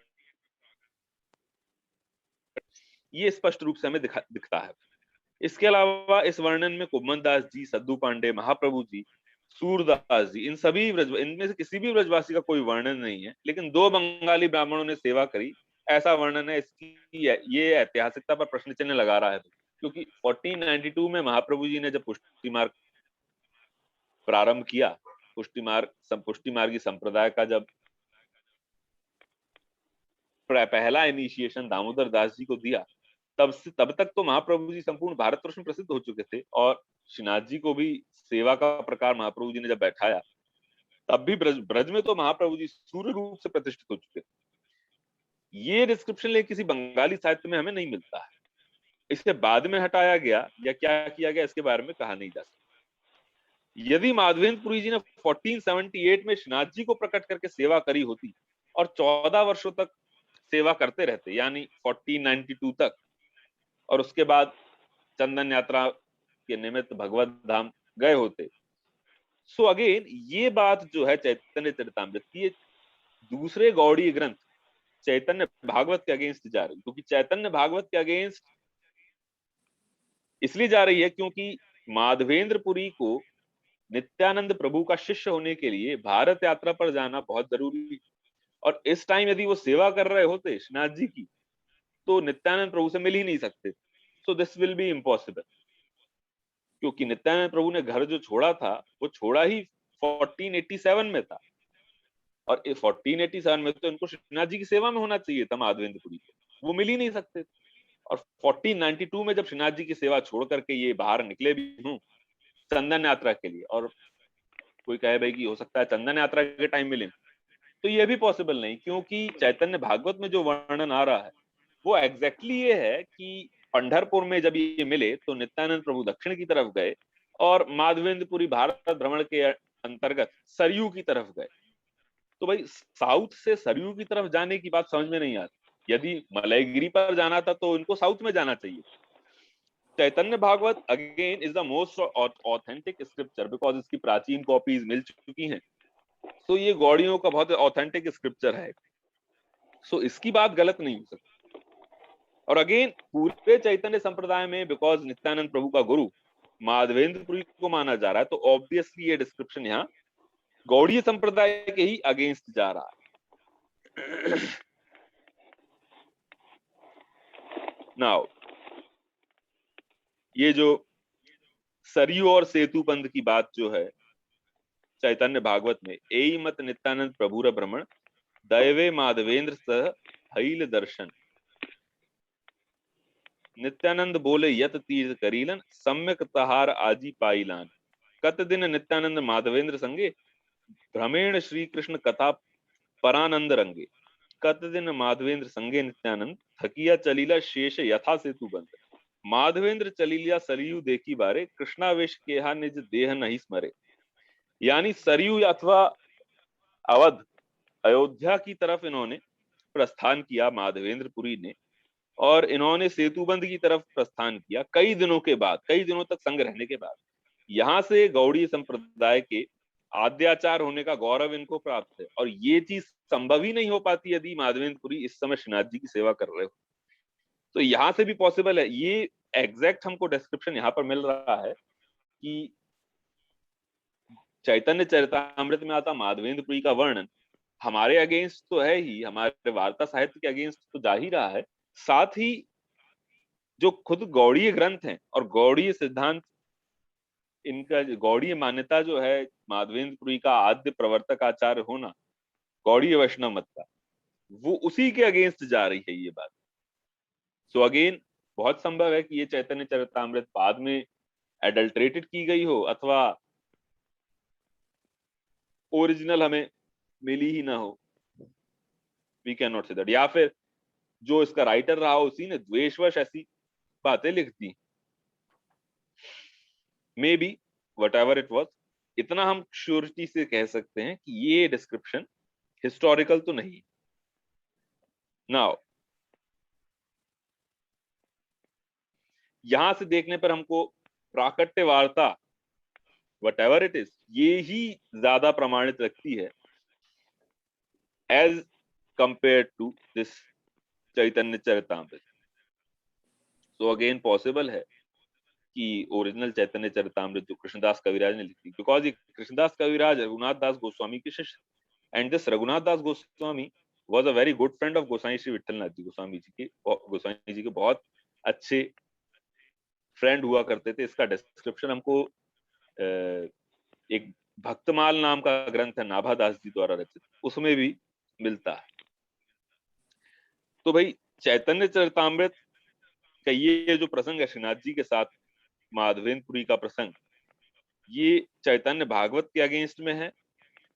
इसके इनके साथ ही उस समय हुए जो गौड़ीय वैष्णव आचार्य हैं विश्वनाथ चक्रवर्ती ठाकुर, उनके भी स्पष्ट विरोध में। विश्वनाथ चक्रवर्ती ठाकुर जो थे एक नरोत्तम दास ठाकुर की शिष्य परंपरा में चौथे आचार्य थे। ये नरोत्तम दास ठाकुर ने जीव गोस्वामी के साथ रह करके शास्त्रों का अध्ययन किया था। जीव गोस्वामी यानी गौड़ीय वैष्णव के षड गोस्वामियों में से एक। इन्होंने गोपाल देवाष्टक स्तोत्र लिखा जिसमें उन्होंने श्रीनाथ जी और वल्लभा महाप्रभु जी के लिए ये लाइनें लिखी हैं। अधिधरम अनुरागम माधवेंद्र से तन्वंश तदमल हृदयोत्थाम प्रेम सेवा विवृण्वन प्रकटित निज शक्त्या वल्लभाचार्य भक्त्या स्फुरति हृदय सेव श्रील गोपाल देव। जो अपनी निज शक्ति से वल्लभाचार्य की भक्ति द्वारा प्रकट हुए, वे मेरे हृदय में पधारे। अब यदि श्याम बाबा ने कहा, श्याम बाबा के अकॉर्डिंग, यदि ये गोपाल मूर्ति स्वयं जब महाप्रभु जी की प्रेम सेवा भक्ति रूपी शक्ति द्वारा प्रकट हो रहे हैं, तो भाई उनके पुत्र को रघुनाथ दास गोस्वामी ने श्रीनाथ जी की सेवा का अधिकार कैसे दिया? ये बात थोड़ी कपोल कल्पित लगती है। अतः पॉसिबल है कि विश्वनाथ चक्रवर्ती के समय इस चैतन्य चरितामृत का मूल स्वरूप कुछ और रहा, क्योंकि चैतन्य चरितामृत में जो वर्णन है उसमें महाप्रभु जी का तो कोई उल्लेख है नहीं। इसलिए यहाँ पर चैतन्य भागवत गौड़ियों का प्राचीन ग्रंथ है, विश्वनाथ चक्रवर्ती ठाकुर और पूरा पुष्टि मार्गीय वार्ता साहित्य एक मत है, और चैतन्य चरितामृत इन तीनों के ही अपोजिशन में आती है। और इसके अतिरिक्त विट्ठलनाथ जी को रघुनाथ दास गोस्वामी ने सेवा दी, ये बात ऐतिहासिक रूप से असंभव है, क्योंकि रघुनाथ दास गोस्वामी 1542 में ब्रिज में पहली बार पधारे थे। नाउ इस समय तक तो श्रीनाथ जी की सेवा गोसाई जी स्वयं ले चुके थे, 1533 में स्वयं ले चुके थे। तो भाई रघुनाथ दास गोस्वामी जी ने सेवा दी हो, ये बात ठीक नहीं लगती। और दूसरा, रघुनाथ दास गोस्वामी ने खुद भी जो श्रीनाथ जी की स्तुति लिखी है, उसमें भी श्रीनाथ जी को विट्ठलनाथ जी द्वारा अत्यंत प्रेम से सेवित बताया है। कलित वपुर श्री विट्ठल प्रेम पुंज परिजन परिचर्या धैर्य पीयूष पुष्ट विविध विविध भजन पुष्पय इष्ट नामानि गृह्णन पुलकित तनु यह श्री विट्ठल और सख्यय प्रणय मणि सरम सो हंत तस्मय ददान प्रतिपति गिरिपट्टे शुष्क गोपाल राज। ये गोपाल राज स्तव रघुनाथ दास गोस्वामी का आता है। इसका translation is given here. His transcendental form, which conquers the splendor and passion of hundreds of thousands of cupids, is nourished by the wonderful loving service of his pure devotee Sri Vitthal. That Gopal Raj is gracefully residing on top of the Govardhan Hill, Pratipati Giripatte, Sushtu Gopal Raja. ये विट्ठलनाथ जी का जो वर्णन इसमें रघुनाथ दास गोस्वामी ने किया है, ये Raghunath Das Goswami already Vitthalnath जी द्वारा सेवित बता रहे हैं, ना कि उन्होंने ये कहा कि भाई हमने इनको इनकी भक्ति देख करके सेवा दे दी। सो अगेन यहां पर ये पॉसिबिलिटी आ रही है कि चैतन्य चरितामृत का वर्तमान स्वरूप बहुत बाद में लिखा गया, या फिर बाद में इसको एडल्टरेट कर दिया गया। एक और प्रोबेबिलिटी ये आती है कि गोसाई जी ने जिन बंगाली ब्राह्मणों को श्रीनाथ जी का द्रव्य चोरी करने के कारण और एक अन्य देवी की प्रतिमा श्रीनाथ जी के साथ स्थापित करने के कारण सेवा से निष्कासित किया था कृष्णदास अधिकारी को कहकर, तो भाई इस बात का कोई डिस्क्रिप्शन चैतन्य चरितामृत में नहीं आ रहा। सो बहुत संभव, और because this was historical incident, ये विवाद अकबर के दरबार तक पहुंचा था, that's why it is very historical fact कि भाई बंगाली ब्राह्मणों को हटाया गया था। इनको हटाने के बाद हो सकता है कि भाई रघुनाथ दास गोस्वामी ने फ्यूचर में इनको रोकने के लिए कि भाई दोबारा ये विट्ठलनाथ जी के अधिकार पर श्रीनाथ जी के मंदिर पर अतिक्रमण न करें, हो सकता है रघुनाथ दास गोस्वामी ने बीइंग अ गुड फ्रेंड उन्होंने ऐसा कहा कि भाई तुम उन्हें कुछ नहीं कहोगे बिकॉज हमने ही उनको सेवा दी है। तो हो सकता है उन्होंने ऐसी आज्ञा अपने शिष्यों को करी हो, जो कि चैतन्य चरितामृत में इस तरह से हमें दिख रही है। दूसरी प्रोबेबिलिटी ये भी है कि इन हटाए गए बंगालियों ने ही, संभव है कि ओरिजिनल चैतन्य चरितामृत में एडल्टरेशन कर दिया क्योंकि विट्ठलनाथ जी और इन्हीं रघुनाथ दास गोस्वामी के मध्य बहुत प्रगाढ़ प्रेम था, जिसका भक्तमाल में हमें डिस्क्रिप्शन मिलता है। भक्तमाल में डिस्क्रिप्शन ये मिलता है कि रघुनाथ दास गोस्वामी निराहारी रह करके ठाकुर जी के भजन किया करते थे। मतलब दिन भर में इनका भोजन होता था एक चुल्लू भर छाछ और थोड़े से चावल, एक मुट्ठी चावल भी नहीं होते थे। तो इतना ही ये दिन भर में भोजन करते थे और भजन में ही प्रवृत्त रहते थे दिन भर।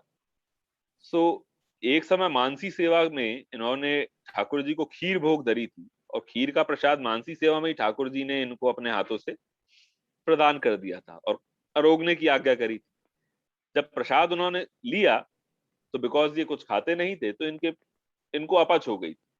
He was suffering from indigestion and because of that जब इनके मतलब पीड़ा का पता लगा और गोसाई जी के बहुत अच्छे मित्र थे तो गोसाई जी अपने निजी सेवक, निजी वैद्य, कोई ब्रह्मदास जी का नाम आता है, ब्रह्मदास जी वैद्य थे और गोसाई जी के निजी सेवक भी थे, उनको लेकर के इनके पास राधा कुंड पहुंचे और ब्रह्मदास जी ने इनकी नाड़ी देख करके बताया था कि भाई इन्हें अपच हुई है क्योंकि इन्होंने खीर बहुत ज्यादा खा ली। तो सब ब्रजवासियों ने कहा था, वहां के लोगों ने कहा था कि भाई ये बाबा तो कुछ भी नहीं खाता है, आप कैसे ऐसा कह रहे हैं। तो उन्होंने कहा आप इनको वमन कराइए, अभी सारी बात पता लग जाएगी। तो रघुनाथ दास गोस्वामी जी को जब वमन कराया गया पानी पिला करके तो खीर बाहर आई थी। तो सबने ये कहा था कि भाई तुमने खीर खाई कब? तब ब्रह्मदास जी गोसाई जी के सेवक थे तो उन्होंने कहा था इन्होंने जब खीर खाई थी तब हम इनको देख रहे थे। ऐसा नाभादास जी के भक्ति कमाल में डिस्क्रिप्शन आता है कि बिकॉज ब्रह्मदास जी भी गोसाई जी के शिष्य थे तो वो भी ठाकुर जी के कृपा पात्र थे, तो वो इस चीज को जान गए थे। ऐसा भक्तमाल में डिस्क्रिप्शन आता है। So what ever it is, जो भी रहा उस समय, but the thing is in दोनों के मध्य बहुत प्रगाढ़ प्रेम संबंध था, गोसाई जी में और रघुनाथ दास गोस्वामी में। और इन रघुनाथ दास के शिष्य जो थे कृष्णदास कविराज, उन्होंने ये चैतन्य चरितामृत लिखी ऐसा कहा जाता है। तो उतने अनहिस्टोरिकल फैक्ट्स के साथ रघुनाथ दास गोस्वामी का शिष्य लिखे, ये बात कुछ एक्सेप्टेबल नहीं लगती। अगेन चैतन्य भागवत के ही अगेंस्ट और वृंदावन दास ठाकुर के भी अगेंस्ट रघुनाथ दास गोस्वामी का शिष्य लिख रहा हो, ये बात ठीक नहीं लगती भाई। तो अगेन पॉसिबल है कि भाई ये जो अनहिस्टोरिकल फैक्ट्स हैं ये बाद में जोड़ दिए गए। Now let us come upon its historicity कि भाई क्या खाली चैतन्य चरितामृत के साथ ही ऐसा है? So this is not the case. Chaitanya Charitamrita के साथ कई दूसरे भी ग्रंथ, बंगाली ग्रंथ ऐसे हैं जिनमें ऐसी अनहिस्टोरिकल बातें बाद में जोड़ दी। जैसे एक बात हम लोगों ने, आप सभी ने मे भी सुनी होगी, debate between Mahaprabhu ji and Jiva Goswami, कि भाई इनके बीच में भी डिबेट हुई थी और जीव गोस्वामी ने वल्लभाचार्य जी को हरा दिया था, जिसके बाद लज्जित होकर के वहां से चले गए। ऐसी कई सारी चीजें, कई सारे डिस्क्रिप्शन। धीरे धीरे जब ये संप्रदाय बढ़े तो समय के साथ साथ ब्रज के रीजन में इन बढ़ते संप्रदायों के प्रभाव के कारण एक दूसरे के प्रति थोड़ी थोड़ी वैमनस्य की भावना भी इन लोगों में उभरती रही, जिसके कारण ऐसे मनगढ़ंत कपोल कल्पित प्रसंग कुछ धूर्तों ने अपने ग्रंथों में मिलाना प्रारंभ कर दिया।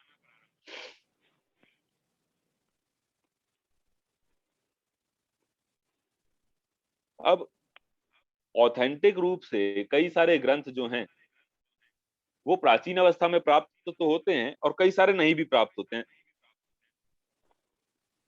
जैसे 84 वैष्णव वार्ता द्वारकादास पारेख ने जो ढूंढी, that is considered most authentic. But other than that 252 वैष्णव वार्ता की कोई भी कॉपी आपस में मैच नहीं कर पाई। निज वार्ता की कुछ कॉपीज प्राचीन मिली, लेकिन अधिकतर कॉपीज में बहुत ज्यादा एरर थे। सेम वाज विद बैठक चरित्र एंड गृह वार्ता एंड श्रीनाथ जी की प्राकट्य वार्ता। इन सबके साथ में यही चीज हुई है। मौखिक रूप में ये ग्रंथ ज्यादा प्रचलित थे जिनको बाद में लिपिबद्ध किया गया। बट फिर भी इन सब में जो वार्ता साहित्य में जो कॉमन प्रसंग हमें प्राप्त होते हैं उन सभी को अपन ऑथेंटिक मान सकते हैं।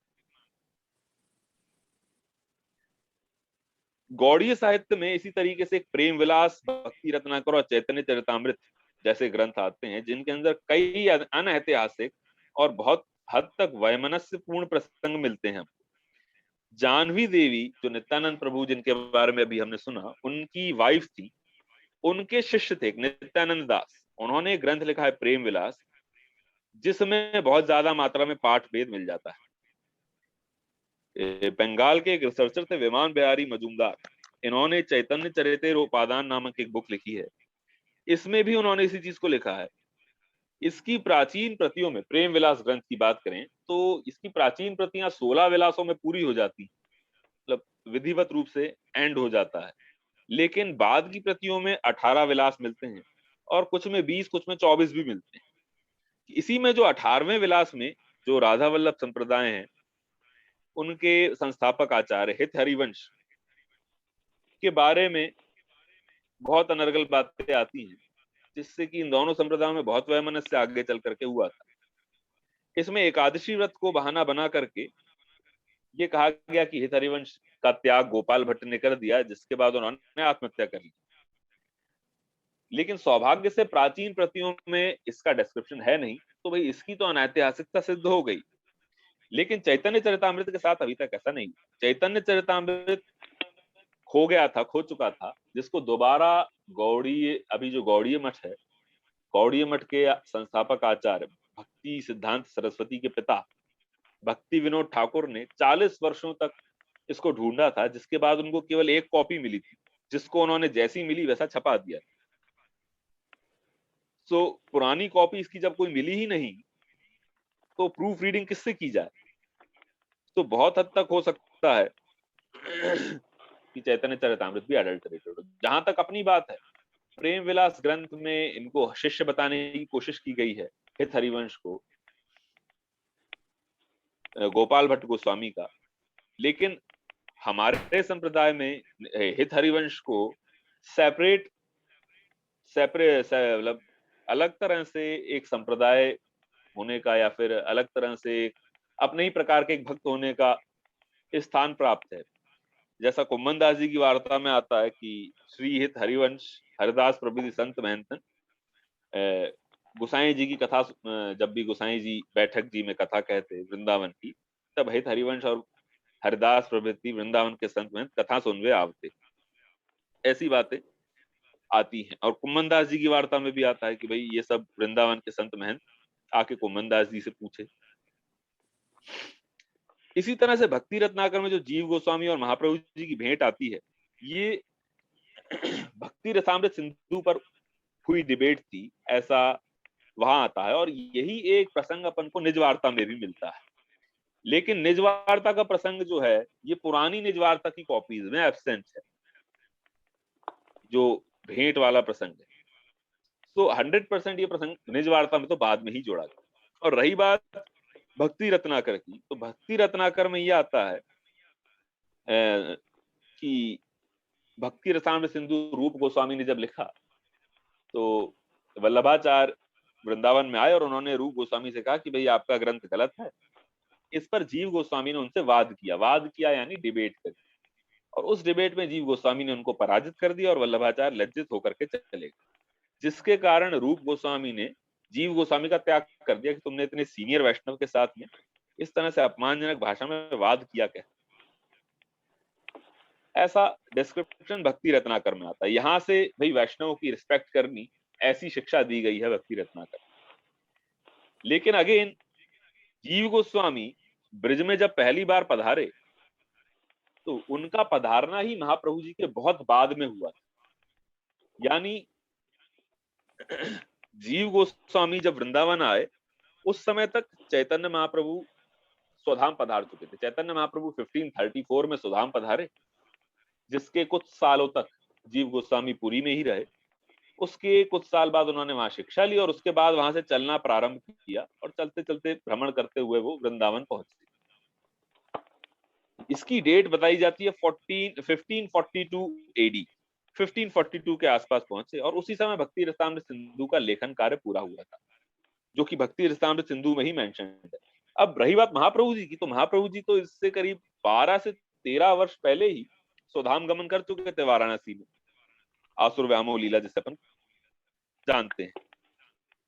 चैतन्य महाप्रभु के भी 4 से 5 वर्ष पहले जब महाप्रभु जी स्वधाम गमन कर चुके हों, और चैतन्य महाप्रभु के सुधामगमन के कई वर्ष पश्चात जीव गोस्वामी ने पुरी से चलना शुरू किया, तो इन दोनों की भेंट वृंदावन में होना असंभव हो जाता है। Historically it is impossible that they both met in Vrindavan and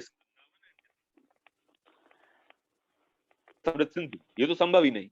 ये हिस्टोरिकली इम्प्रॉपर बात 100% बाद में ही जोड़ी गई, और अगेन ये वैमनस्य के कारण जोड़ी गई या फिर किसी को नीचा दिखाने के लिए जोड़ी गई, इस बारे में कहा नहीं जा सकता। लेकिन इतना तो जरूर है, दिस इज फॉर श्योर, कि न तो महाप्रभु जी के भूतल पर रहते, न तो भक्ति रसामृत सिंधु ग्रंथ पूर्ण हुआ था, और न ही जीव गोस्वामी वृंदावन में आए।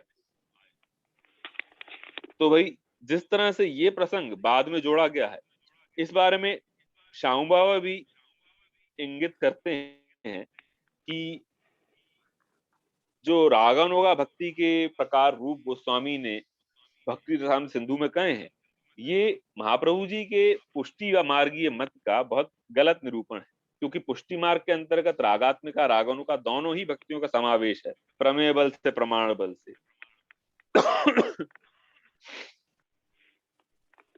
अब महाप्रभु जी इसी भक्ति में महात्म ज्ञान आवश्यक मानते हैं, लेकिन रूप गोस्वामी नहीं मानते।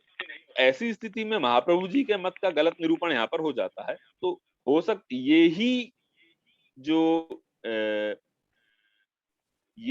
यही जो यहाँ पर पुरानी असहमति थी, इसी के मौखिक रूप से प्रचारित हो जाने पर जवाब में भक्ति रत्नाकर के लेखक द्वारा स्वयं श्री वल्लभाचार्य को जीव गोस्वामी द्वारा इस विषय पर शास्त्रार्थ में पराजित दिखाकर संभवतः स्वयं की मान्यताओं को संबल प्रदान करने का कार्य किया गया। अब ये बात उन्होंने अपने संप्रदाय में ज्यादा श्रद्धा होने के कारण, श्रद्धा तिरेक के कारण की, या फिर हमारे संप्रदाय से द्वेष के कारण की, ये कहना कठिन। लेकिन दिस इज फॉर श्योर कि महाप्रभु जी के रहते ये दोनों चीजें पॉसिबल ही नहीं थी, हिस्टोरिकली इम्पॉसिबल। अतः बहुत हद तक संभव है कि चैतन्य चरितामृत में भी इसी प्रकार के अनैतिहासिक प्रसंग, कपोल प्रसंग बाद के समय में प्रविष्ट हो गए। और भाई इसका प्रमाण हम देख ही चुके हैं कि अनैतिहासिक हैं, और चैतन्य भागवत के भी अगेंस्ट। भक्ति सिद्धांत सरस्वती, जो कि अपने पूर्वाश्रम में वार्षभान विदयित दास के नाम से जाने जाते थे, उन्होंने भी कुछ अंश में तो इस अनैतिहासिकता को स्वीकार ही किया है। जैसे जब चैतन्य महाप्रभु अड़ैल में महाप्रभु जी से मिले, महाप्रभु वल्लभाचार्य जी से मिले, तब भाई उसके वर्णन में चैतन्य चरितामृत में आता है, देखी वल्लभ भट्ट मन ने चमत्कार हैल, दुई पुत्र आनी प्रभु चरणे पड़ी। यानी चैतन्य महाप्रभु को देख करके महाप्रभु जी को यहाँ पे केवल वल्लभ भट्ट के नाम से संबोधित किया जाता है चैतन्य चरितामृत में। दुई पुत्र आनी प्रभु चरणे पड़ी। अब यहाँ पर ये बात हिस्टोरिकली रॉन्ग हो जाती है, क्योंकि जब चैतन्य महाप्रभु अड़ैल में आए थे, उस समय महाप्रभु जी के केवल गोपीनाथ जी ही पुत्र थे, गोसाई जी का जन्म उस समय तक हुआ ही नहीं था। तो दुई पुत्र आनी प्रभु चरणे पड़ी वाली बात हिस्टोरिकली इम्प्रॉपर हो जाती है। इसको भक्ति सिद्धांत सरस्वती ने भी अपने डिस्क्रिप्शन में यहाँ पर मेंशन किया है।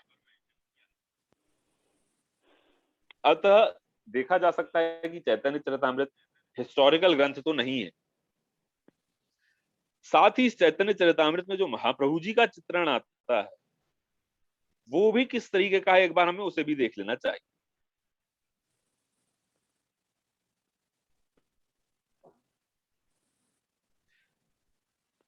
इसी चैतन्य चरितामृत में श्रीनाथ जी का वर्णन भी ऐतिहासिक नहीं है, ये अपन लोग पहले देख चुके हैं। अंत्यलीला के 7वें अध्याय में महाप्रभु जी के प्रति बहुत अपमानजनक भाषा प्रयुक्त होती है, और महाप्रभु जी को गदाधर भट्ट का शिष्य होना बताया गया है। अब ये कैसा प्रसंग है, इसके बारे में देखते हैं। भाई ये पहले तो ये प्रसंग जगन्नाथपुरी का है, और वार्ता साहित्य से हमें ये पता लगता है महाप्रभु जी ने अपने जीवन में 4 बार जगन्नाथपुरी की यात्रा करी। प्रथम 3 पुरी की यात्राएं भारत यात्रा के समय हुई थी, यानी तीनों भारत यात्राएं 1509 तक पूरी हो चुकी थी। तो 1509 तक 3 बार महाप्रभु जी पूरी विजिट कर चुके थे, और एक बार अड़ैलवास के समय महाप्रभु जी पूरी पधारे थे। 84 वैष्णव वार्ता के आधार पर महाप्रभु जी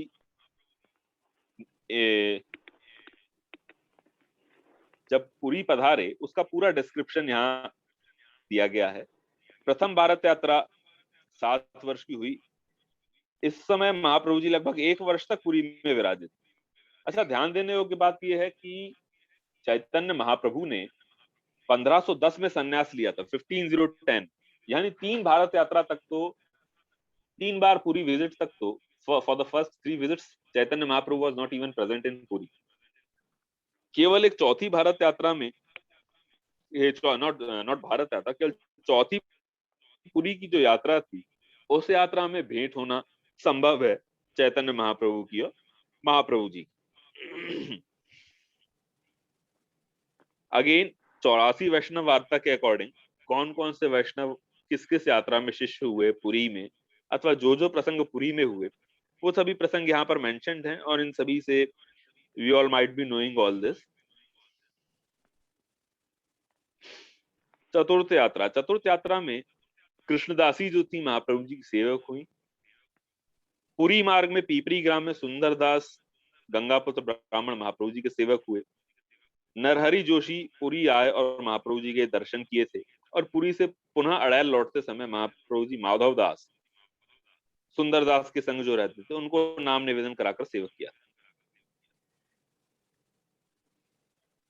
अब ये निज वार्ता में भी हमारे पास उल्लिखित है कि इस भारत यात्रा में, इस पुरी की इस यात्रा में महाप्रभु जी की भेंट चैतन्य महाप्रभु से हुई।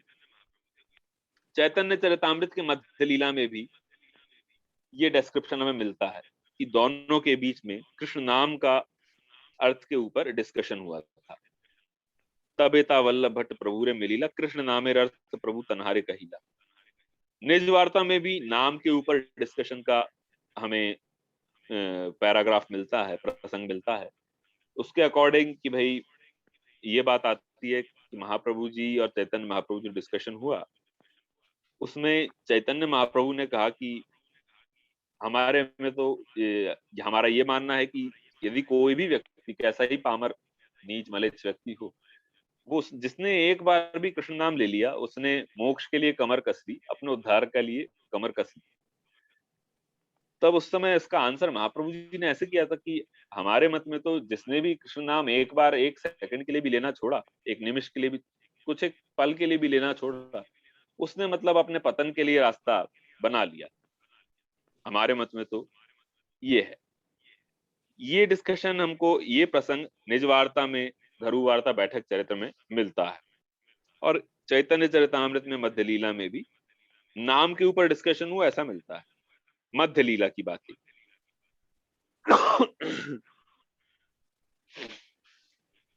84 वैष्णव वार्ता में भले ही ये ना आता है, लेकिन वार्ता और बैठक चरित्र में भी, बैठक चरित्र में कॉमन रूप से आता है।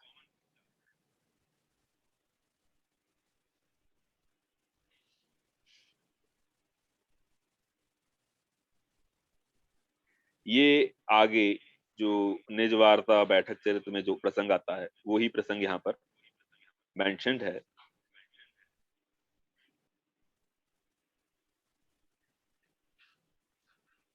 इसके अलावा चैतन्य चरितामृत में एक और पुरी की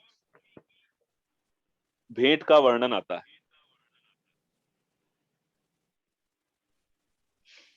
ये तो जो प्रसंग हमारे संप्रदाय से मैच करता है वो प्रसंग इन 2 श्लोक से भी हमें मिलता है। तबे सनातन गोसाईरा पुनरागमन, ज्येष्ठ मासे प्रभु तनरे कैला परीक्षण, तुष्ट अन प्रभु तनरे पठाइल वृंदावन, अद्वैते रहस्य प्रभुरा अद्भुत भोजन, नित्यानंद संगदे युक्ति करिय निवृत्ते, तनरे पठाइल गौड़ प्रेम पचारित, तबेता वल्लभ भट्ट प्रभुर मिलील, कृष्ण नामे रथ प्रभु तनहार कही।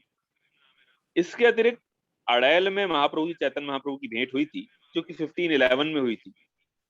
ये वार्ता साहित्य में भी आती है और इनके यहाँ भी आती है। अब पुरी में भेंट का उक्त प्रसंग चौथी पुरी की यात्रा का प्रतीत होता है। इस भेंट के पश्चात जगन्नाथपुरी में एक और भेंट चैतन्य चरितामृत में आती है। जो कि हमारे संप्रदाय में कहीं मेंशन नहीं, प्रथम चीज। और ये भेंट न ही किसी गौड़ीय संप्रदाय के और ग्रंथ में मेंशन है, दूसरी चीज। मतलब वार्ता साहित्य के विपरीत, और alone Chaitanya Charitamrita is mentioning this visit of Mahaprabhu ji to Jagannath Puri. Chaitanya Mahaprabhu ने 1510 में संन्यास लिया था, और इस समय तक महाप्रभु जी तीनों भारत यात्रा पूरी कर चुके थे। कुम्मनदास जी, सूरदास जी जैसे कई महानुभाव महाप्रभु जी के शिष्य के रूप में प्रसिद्ध हो चुके थे। पुष्टि मार्ग 1492 में महाप्रभु जी पुष्टि मार्ग का प्रवर्तन करके विष्णु स्वामी संप्रदायाचार्य के रूप में संपूर्ण भारतवर्ष में प्रतिष्ठित हो चुके थे। अब इसके इन सबके बाद भी जो 7वें अध्याय में डिस्क्रिप्शन आ रहा है, वो सभी ऐतिहासिक तथ्यों से और भक्ति मार्गीय तथ्यों से भी विपरीत जा रहा है। कैसे? We'll see that. प्रथम तो जगन्नाथपुरी की चैतन्य देव वल्लभाचार्य के मध्य दूसरी भेंट वार्ता साहित्य के अनुसार तो हुई ही नहीं। चैतन्य चरितामृत को छोड़ कोई गौड़ीय ग्रंथ भी इसका वर्णन नहीं करता।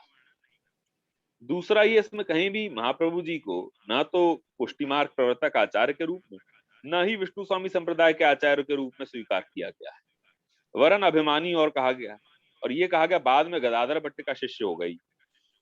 इस प्रकार के विवरण के कारण चैतन्य चरितामृत के ऊपर जो अणुभाषण नामक टीका लिखी इन्होंने भक्ति सिद्धांत सरस्वती यानी वार्षभान विदेदास,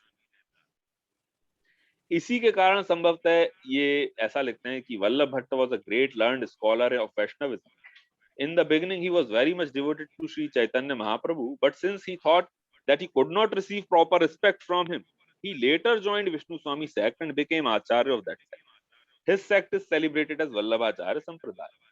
लेकिन ये जो विवरण भक्ति सिद्धांत सरस्वती दे रहे हैं और साथ ही इस्कॉन के फाउंडर भक्ति वेदांत स्वामी प्रभुपाद, वो भी इसी डिस्क्रिप्शन को रिपीट करते हैं अपने चैतन्य चरितामृत के भाष्य में। लेकिन ये विवरण वी नो दैट ये दिस इज हिस्टोरिकली रॉन्ग और झूठा विवरण है, क्योंकि वल्लभाचार्य महाप्रभु जी ने उज्जैन में अपने तीर्थ पुरोहित नरोत्तम मिश्रा को लेख पत्र में दिए लेख पत्र में स्वयं को विष्णु स्वामी की मर्यादा अनुसरण करने वाला बताया है। यानी विष्णु स्वामी संप्रदाय के आचार्य तो पहले से ही। So later he joined Vishnu Swami Sampradaya on seeing that he could not receive proper respect from Chaitanya Mahaprabhu. That becomes historically wrong. ये संभव ही नहीं है भाई।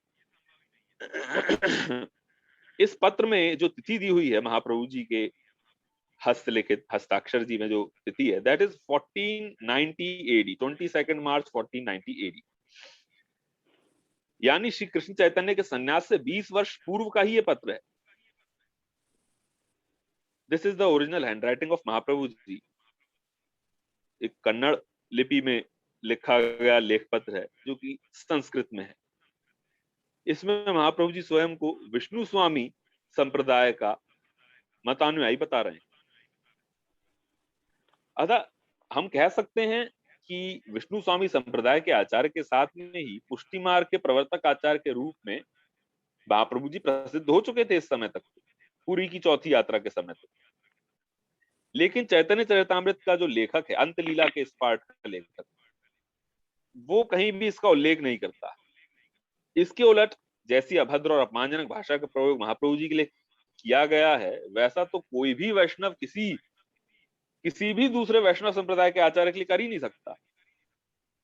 जैसे ये फॉलोइंग लाइनों में हमें दिखता है, भट्टेर हृदय दृढ़ अभिमान जानी, भंगी करी महाप्रभु कहे एता वाणी, आमी से वैष्णव भक्ति सिद्धांत सब जानी, आमी से भागवत अर्थ उत्तम वखानी, भट्टेर मने ते एई चिल दीर्घ गर्व, प्रभुर वचन सुनी से हाइल खर्व। ये महाप्रभु जी के लिए बात आ रही, उन महाप्रभु जी के लिए बात आ रही है जिन्होंने आजीवन दैन्यता पूर्वक भगवत भक्ति का उपदेश किया और जिसके मूर्त रूप उनके महाप्रभु जी के शिष्य सूरदास जी, कुम्मनदास जी इत्यादि 84 वैष्णव वार्ता में हम देख ही सकते हैं। वैष्णवेर तेज देखी भट्टेर चमत्कार, तान सब आगे भट्ट खद्योताकार, यानी महाप्रभु जी को कहा गया खद्योताकार, मतलब उन सबके आगे महाप्रभु जी जुगनू के जैसे थे। अब अगेन ये बात एक वैष्णव संप्रदाय के आचार्य के लिए कही गई। पॉइंट टू बी नोटेड, ये किसी वैष्णव की कृति हो ही नहीं सकती। यदि किसी भी छोटे से संप्रदाय का ही वैष्णव क्यों ना हो, उसकी कृति ये संभव ही नहीं है वो ऐसा लिखे, किन्हीं वैष्णव संप्रदाय के आचार्य के लिए। आगे वर्णन है कि महाप्रभु जी ने अपनी भागवत टीका कृष्ण चैतन्य को सुनाने की चेष्टा की, लेकिन चैतन्य ने इसको अस्वीकार कर दिया। फल्गु प्राय भट्टेर नामादि सब व्याख्या, यानी आपकी इनकी सब भट्ट की जो नामादि सब व्याख्या थी सब बेकार थी। सर्वज्ञ प्रभु जानी तारे करें ना अपेक्षा, और सर्वज्ञ थे चैतन्य महाप्रभु तो उसकी अपेक्षा कर रहे थे। इससे दुखी हो महाप्रभु जी गदाधर पंडित के पास गए कि भाई आप ही सुन लो, ये तो सुन लो। प्रातिह वल्लभ भट्ट आई से प्रभु स्थाने, उद्ग्रह आदि प्राय करे आचार्य आदि स्थान, ये किचु करे भट्ट सिद्धांत स्थापन, सुनी तई आचार्य तहाँ करे खंडन। जो भी वल्लभाचार्य सिद्धांत कहते उसका खंडन वहां पे सब आचार्य कर दे। राजहंस मध्य आचार्य आदि आगे भट्ट ये वे याय, राजहंस मध्य ये न रहे बक प्राय। ये वैष्णव आचार्य के प्रति द्वेष की पराकाष्ठा है भाई। यहाँ पर राजहंस मध्य महाप्रभु जी को एक बतख के साथ कंपैरिजन लेखक ने करने की जो चेष्टा करी है, ये तो द्वेष की पराकाष्ठा के ऊपर कुछ कहा नहीं जा सकता।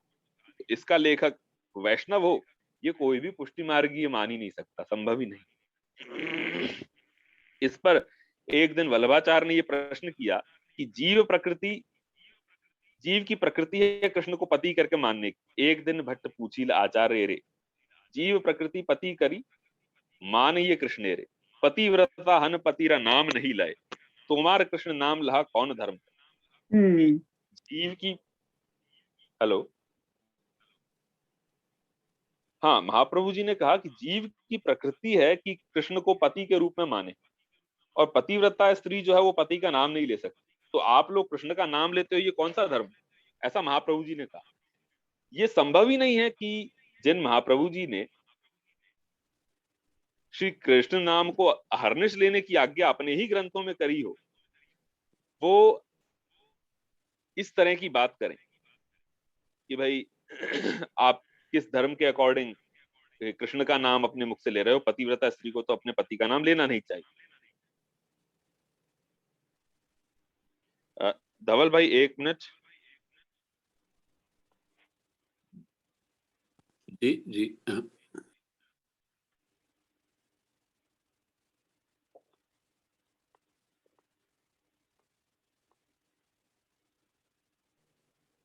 Hello, am I audible? आवाज आ रही है मेरी? हाँ जी हाँ, हाँ जी हाँ जी। हाँ। अस्मिता बहन तुम्हारा वीडियो बंद कर देते हो।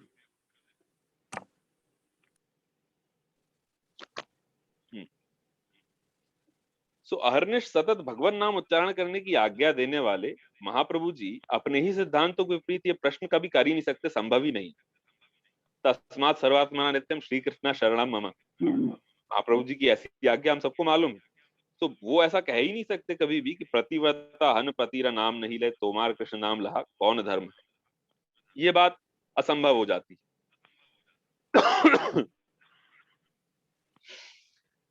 और जब सेम ही चीज चैतन्य चरितामृत के हमको मध्य लीला में भी मिलती है कि मध्य लीला में जब अड़ैल में महाप्रभु जी की चैतन्य महाप्रभु से भेंट का वर्णन है, उसमें आता है कि भाई जब अनुपम और रूप गोस्वामी महाप्रभु जी से मिलने आए, तब दोनों महाप्रभु जी को दंडवत करी दोनों ने। इस पर महाप्रभु जी दोनों से मिलने के लिए आगे बढ़े, तब रूप और अनुपम पीछे हट गए दोनों और बोले कि नहीं, हम तो अपवित्र हैं, अस्पृश्य हैं, आप हमको मत छुएं, आप वैदिक याज्ञ कुलीन ब्राह्मण हैं। चैतन्य महाप्रभु ने भी कहा कि आप कुलीन ब्राह्मण हैं, इन्हें स्पर्श न करें, ये हीन जाति के। चैतन्य देव के संकेत को समझकर वल्लभाचार्य कहते हैं, दोनहर मुखे कृष्ण नाम करीचे नर्तन, एई दुई अधम नाहे हय सर्वोत्तम। ये दोनों अधम नहीं सर्वोत्तम है, ये महाप्रभु जी ने कहा, चैतन्य चरितामृत में ऐसा उल्लिखित। तब श्री भागवत का निम्न श्लोक पढ़ इन दोनों से महाप्रभु जी ने भेंट करी कि अहोबत स्वपचो अतो गरियान यज्जिह्वाग्रे वर्तते नाम तुभ्यम, कि चंडाल यानी श्वान भक्षी भी सर्व है, जिसकी जिह्वा के अग्रभाग से पर ठाकुर जी का नाम विराजमान है। इसलिए मध्य लीला में जो उपरोक्त वाक्य जो महाप्रभु जी कर रहे हैं, वो अंत लीला में ही इसके विपरीत बात कैसे कर सकते हैं कि आप कृष्ण नाम मत लो। ये तो असंभव बात हो, अपने ही सिद्धांतों के विपरीत और चैतन्य चरितामृत के ही पिछले डिस्क्रिप्शन के विपरीत 7th चैप्टर का डिस्क्रिप्शन यहाँ पर दिखाई देता है। आगे वर्णन है, महाप्रभु जी ने कृष्ण चैतन्य के सम्मुख श्रीधर स्वामी की भागवत टीका का खंडन किया। इस पर चैतन्य महाप्रभु ने कहा, प्रभु हंसी कहे स्वामी न माने यही जन, वैश्यार्य भीतरे तारे गणी करिए गणन। कि जो कोई श्रीधर स्वामी को अपना स्वामी नहीं मानता, उसकी अपने स्वामी को नहीं मानता, उसकी गणना तो वैश्यों के भीतर करनी चाहिए। तो यहाँ पर हमें स्पष्ट हो जाता है कि जिस तरह से प्रेम विलास में एकादशी व्रत को आधार बनाकर हरिवंश की निंदा करी गई थी, उसी तरह से भागवत की श्रीधरी टीका के खंडन को आधार बनाकर महाप्रभु जी की निंदा की जा रही है यहाँ पर। अन्यथा श्रीधरी टीका की आलोचना तो मध्व संप्रदाय के ही सभी आचार्य कर रहे हैं। विजय ध्वजाचार्य और वीर राघवाचार्य, इन्होंने श्रीधरी टीका का जो खंडन किया, वो खंडन तो महाप्रभु जी ने वैसा तो खंडन किया नहीं, वो खंडन तो पूरी श्रीधरी टीका का खंडन है। और विजय ध्वजाचार्य तो गुरु परंपरा में माधवेंद्रपुरी जी के भी शिष्य परंपरा में रहे, और मध्व परंपरा में क्लेम करने वाले गौड़ीय वैष्णव संप्रदाय में उनको गुरु रूप में स्थान प्राप्त। तो भाई इससे श्रीधरी टीका का महिमा मंडन करना तो अपनी ही गुरु परंपरा के विरुद्ध जाने के गुरुद्रोह के अपराध के समान होना चाहिए। अतः इस अध्याय के लेखक को या तो शांकर मतवाई मानना पड़ेगा या फिर यह स्वीकारना पड़ेगा कि वर्तमान चैतन्य चरितामृत प्रक्षिप्त ग्रंथ और श्रीधरी टीका का इस प्रकार का समर्थन चैतन्य चरितामृत में ही कृष्ण चैतन्य के सिद्धांतों का विरोधी।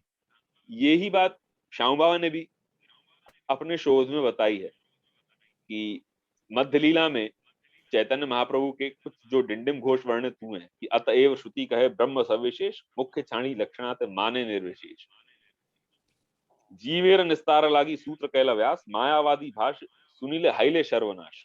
कि जिसने भी मायावादी भाष्य सुन लिया उसको तो सर्वनाश हो जाएगा। जगत जे मिथ्या नहे नश्वर मात्र है, ये जगत मिथ्या नहीं नश्वर मात्र है। तत्वमसी जीव हेतु प्रादेशिक वाक्य, प्रणव न मानी तारे कहे महावाक। इन चारों कसौटियों पर श्रीधर स्वामी मायावादी सिद्ध हो रहे हैं।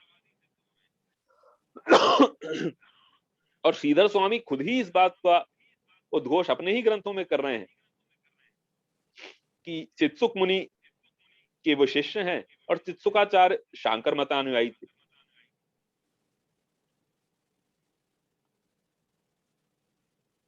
अब इसमें श्रीधर स्वामी की व्याख्या से आगे जा करके खुद अपनी नवीन टीका तो गौड़ीय संप्रदाय में भी सभी को करनी ही पड़ी। जीव गोस्वामी तो और भी बात कह रहे हैं कि तद मायावादेन करबुर लिपिना श्रीधर स्वामी चरणा नाम शुद्ध वैष्णव सिद्धांतानुगता चेत तरही यथा वदेत लिख्यते। अर्थात भागवत श्रीधरी व्याख्या के जिन अंशों में मायावाद की मिलावट ना हो, उन्हीं अंशों को ग्राह्य मानना अन्यथा अग्राह्य। यानी जीव गोस्वामी भी जब इस बात को कह रहे हैं तो यही बात महाप्रभु जी कह रहे हैं, तो फिर इसी श्रीधरी टीका को बहाना बना करके महाप्रभु जी की ही निंदा क्यों की जा रही, जीव गोस्वामी की निंदा क्यों नहीं की जा रही। और सनातन गोस्वामी भी और ही चीज कह रहे हैं कि वंदे चैतन्य देवम तद व्याख्या विशेषतः यो अस्फुरयद में श्लोकार्थान श्रीधर स्वाम्य दीपितान। यानी श्रीधर स्वामी को जो श्लोक दीपित नहीं हुए, आपकी व्याख्या के कारण हम उन श्लोकों को जान पाए। अब भाई जब ना तो वीर राघवाचार्य से कोई कार्यकल है, न जीव गोस्वामी और न सनातन गोस्वामी से कार्यकल है, और मायावादी भाष्य सुनीले हाइले सर्वनाश आप कह रहे हैं, तो फिर इसमें जबरदस्ती महाप्रभु जी को बहाना, महाप्रभु जी की श्रीधरी खंडन को बहाना बनाकर की व्रत की निंदा क्यों करना। अगेन ये बात वैसी हो जाती है कि श्रीधरी टीका को जस्ट एक बेस लेकर के महाप्रभु जी की निंदा करना ही यहाँ पर एकमात्र लक्ष्य देखा जा रहा है। श्याम बाबा भी ऐसा कहते हैं कि श्रीधर को एक बहाना बनाकर किस तरह महाप्रभु जी को गाली देना ही इसका उद्देश्य है। इस कृष्ण भक्ति की धारा के साथ एक वल्लभ द्वेष की अंतर्धारा बहती दिखाई देती। वल्लभाचार्य के द्वारा श्रीधरी के अस्वीकार के तिल का ताड़ बनाया गया है आत्म विसंगति के मूल्य पर। आगे चैतन्य कहते हैं, श्रीधर अनुगत कर भागवत व्याख्यान, अभिमान छाड़ी भज कृष्ण भगवान। यानी श्रीधर की अनुगत करके भागवत का व्याख्यान करें। लेकिन महाप्रभु जी ने श्रीधर का अनुगत करके कोई दूसरी टीका लिखी हो, इसके कोई प्रमाण मिलते नहीं। और न ही वर्तमान सुबोधनी या फिर किसी भी महाप्रभु जी के अन्य ग्रंथ में श्रीधर स्वामी के सिद्धांतों का अनुकरण दिखता है। महाप्रभु जी के ग्रंथ तो पुष्टि मार्ग के प्रारंभ से लेकर के विठल नाथ जी, पुरुषोत्तम जी से लेकर के आज पर्यंत श्याम बाबा के समस्त ग्रंथ एक ही लाइन को फॉलो करते हुए आ रहे हैं, एक ही सिद्धांत को फॉलो करते हुए आ रहे हैं। तो कोई नया ग्रंथ उन्होंने लिखा हो श्रीधर का अनुगत करते हुए, ये बात भी अनहिस्टोरिकल।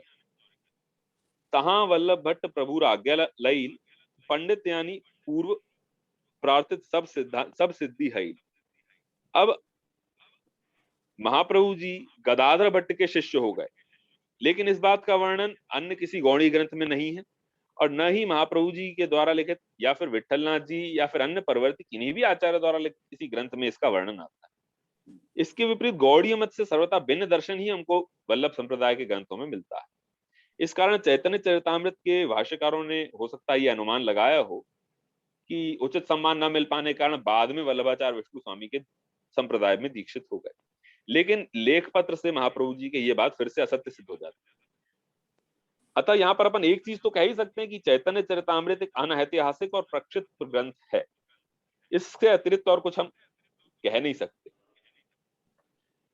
इस प्रसंग पर श्याम बाबा ने भी प्रकाश डाला है कि वल्लभ भट्टेर है वात्सल्य उपासन, बाल गोपाल मंत्र तेहा करे न उपासन, पंडितेर सने तार मन फिरी गेल, किशोर गोपालेर उपासनाय मन दी।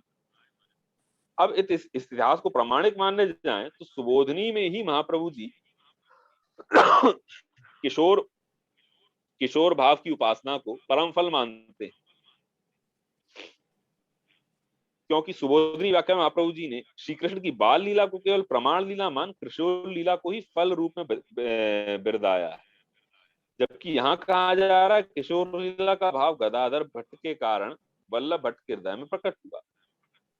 वैसे तथ्य यह है कि वल्लभ संप्रदाय में कृष्ण की बाल लीला या किशोर लीला या फिर कोई भी लीला हो, उनमें से किसी एक लीला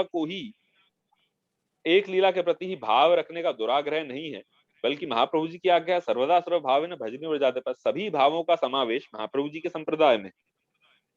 और महाप्रभु जी की गोपाल मंत्र की तांत्रिक दीक्षा महाप्रभु जी के पिता लक्ष्मण भट्ट जी से प्राचीन काल में ही हो चुकी थी, काफी पहले ही हो चुकी थी।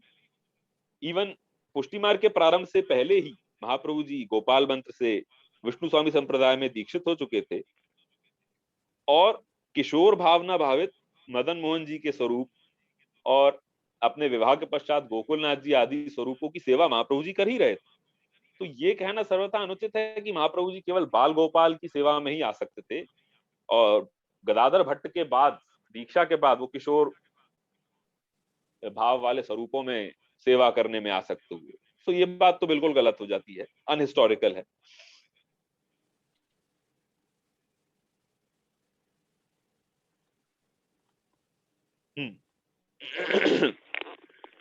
अब भाई महाप्रभु जी ने सुबोधनी का दशम स्कंद अपनी चतुर्थपुरी यात्रा में प्रारंभ भी नहीं किया था। तो चैतन्य चरितामृत में जो बात आती है कि महाप्रभु जी की इच्छा थी अपनी सुबोधनी सुनाने की चैतन्य महाप्रभु और उनके शिष्यों को, ये बात भी अनहिस्टोरिकल सिद्ध हो जाती है, क्योंकि सुबोधनी का लेखन तो पूरे हुआ ही नहीं था और सुबोधनी तो महाप्रभु जी के जीवन पर्यंत पूर्ण हो ही नहीं पाई। तो सुबोधनी को श्रवण कराने का प्रसंग ही असंभव हो जाता और पूर्व की पंचम यात्रा संपूर्ण पुष्टि मार्गी साहित्य में ही प्राप्त नहीं होती, इसलिए ये पूरा चैप्टर ही कल्पित सिद्ध होता है। और तो और साधारण वैष्णव भी किसी भी वैष्णव आचार्य के प्रति अपमानजनक बातें करने से बचते हैं। इसके कारण इन सभी को वैष्णव अपराध के अंतर्गत माना जाता है। इस दृष्टि से हमारे महाप्रभु जी जैसे निर्दोष आचार्य हैं, उनके प्रति द्वेष भावना से कही गई ऊपर जो हमने बातें देखी, ये एक महज वैष्णव अपराध की श्रेणी में ही आती है। चैतन्य चरितामृत लिखने वाला, जहां एक और चैतन्य महाप्रभु के जो ससुर हैं उनको वल्लभाचार्य लिखता है, जो वहीं बंगाल में चैतन्य महाप्रभु के ससुर रहे, और सर्वमान कृष्ण भक्त आचार्य, जिन्हें कृष्ण भक्तों का एक बहुत बड़ा वर्ग महाप्रभु जी पुकारता है, उनको मात्र वल्लभ भट्ट कहता है। अतः ये तो हमें दिखता है कि चैतन्य चरितामृत का लेखक ना तो महाप्रभु जी को अथवा गोसाई जी के रचित ग्रंथों का अध्ययन किया, न ही वृंदावन दास ठाकुर ने जो महाप्रभु जी का, श्रीनाथ जी का डिस्क्रिप्शन दिया, न उसको देखा, न चैतन्य भागवत को देखा, न जीव गोस्वामी, सनातन गोस्वामी और रघुनाथ दास गोस्वामी की रचनाओं का अध्ययन किया, और न ही स्वयं चैतन्य चरितामृत के पिछले अध्यायों का अध्ययन किया। और उस समय के ऐतिहासिक, दूसरे ऐतिहासिक तथ्यों से भी लेखक अनभिज्ञ लिखता है। अतः ऐसे मनगढ़ंत धूर्त कल्पित वाक्यांशों का लेखक रघुनाथ दास गोस्वामी, जो कि गोसाई श्री विठलनाथ जी के इतने प्रिय थे, उनके शिष्य कृष्णदास कविराज गोस्वामी थे, ये बात बहुत संदेहास्पद लगती है। अतः यहाँ पर मेरा ओपिनियन ऐसा है कि हो सकता है श्रीनाथ जी की सेवा से हटाए गए बंगाली सेवकों ने मूल ग्रंथ को प्रक्षिप्त कर दिया और इस प्रकार अपने मन के द्वेष भाव को शांत करने का प्रयास किया, अथवा हो सकता है कृष्णदास जी ने ही चैतन्य के प्रति प्रेम अतिरेक के कारण ऐसा लिख दिया हो। इस बारे में हम कुछ कह नहीं सकते, लेकिन इतना जरूर कह सकते हैं कि प्रस्तुत चैतन्य चरितामृत ऐतिहासिक सत्यों से तो दूर है और तथ्यों से भी इसका कोई नाता नहीं। इसलिए इसमें आने वाला श्रीनाथ जी का जो वर्णन है वो इन सभी कारणों से ना तो हम विश्वसनीय मान सकते हैं, ना प्रामाणिक मान सकते हैं। और साथ ही वल्लभाचार्य महाप्रभु जी के साथ भी श्रीनाथ जी का कोई उल्लेख इसमें है नहीं, तो वहां से भी इसकी ऐतिहासिकता पर प्रश्न चिन्ह पहले ही लग जाता है। आगे श्रीनाथ जी मेवाड़ पधारे, वो स्टोरी हम सब जानते हैं।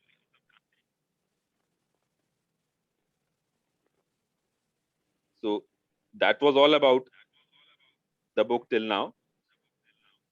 इसके आगे जो श्रीनाथ जी की कलाकृति के ऊपर जिस तरीके का व्याख्यान जयजय ने चाहा था, वो that is under construction right now, अभी work is in progress, so I hope so कि उसको भी मैं पूरा कर लूं।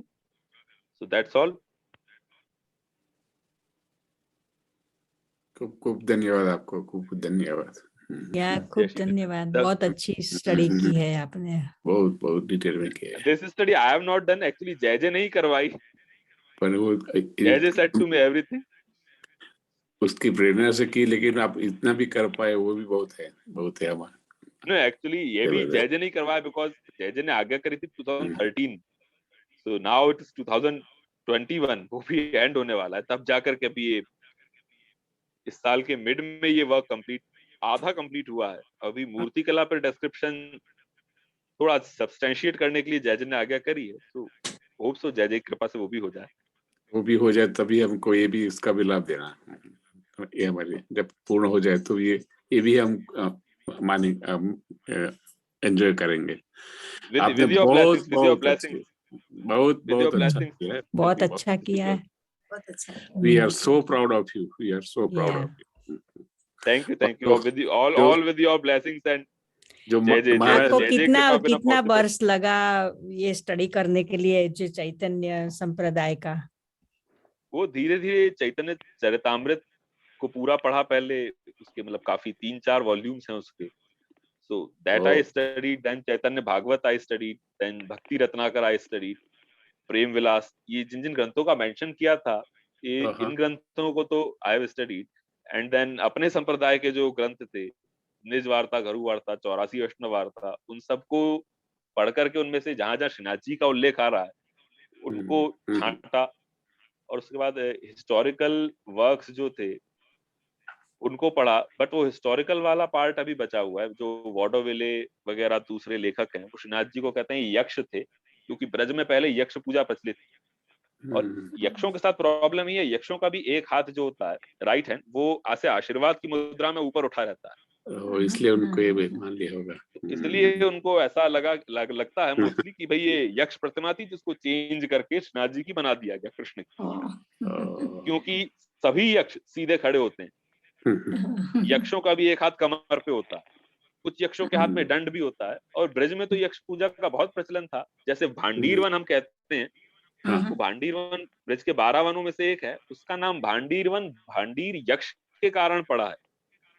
वो भांडीर यक्ष का एरिया था, तो उस वन में जाने के लिए भांडीर यक्ष की पूजा की जाती थी, नारियल चढ़ाया जाता था, उसको फिर जाते। अभी भी वहां एक जखैन गांव है, वहां एक जखैन का मेला लगता है। ये जखैन शब्द जो है यक्ष का ही अपभ्रंश है, और वो यक्ष की मूर्ति अभी भी ला करके उसके आसपास मेला लगता है वहां पर।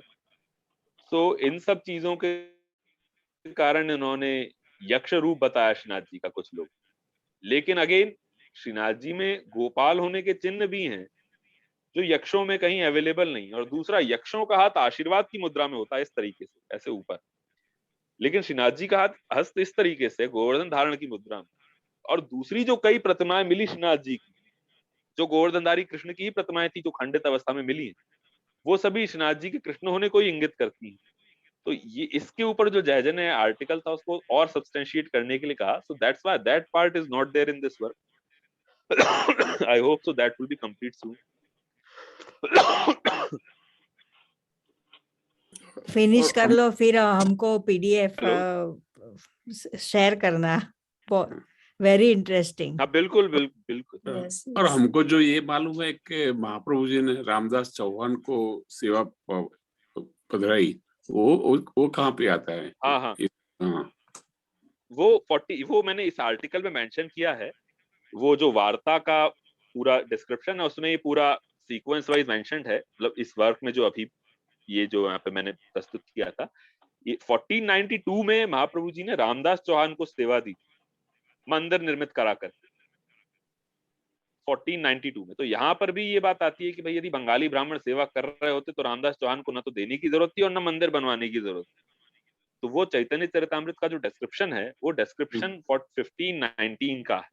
अच्छा अच्छा, वो बीच का डिस्क्रिप्शन नहीं है, वो यहाँ से भी प्रूव होता है। अच्छा हाँ,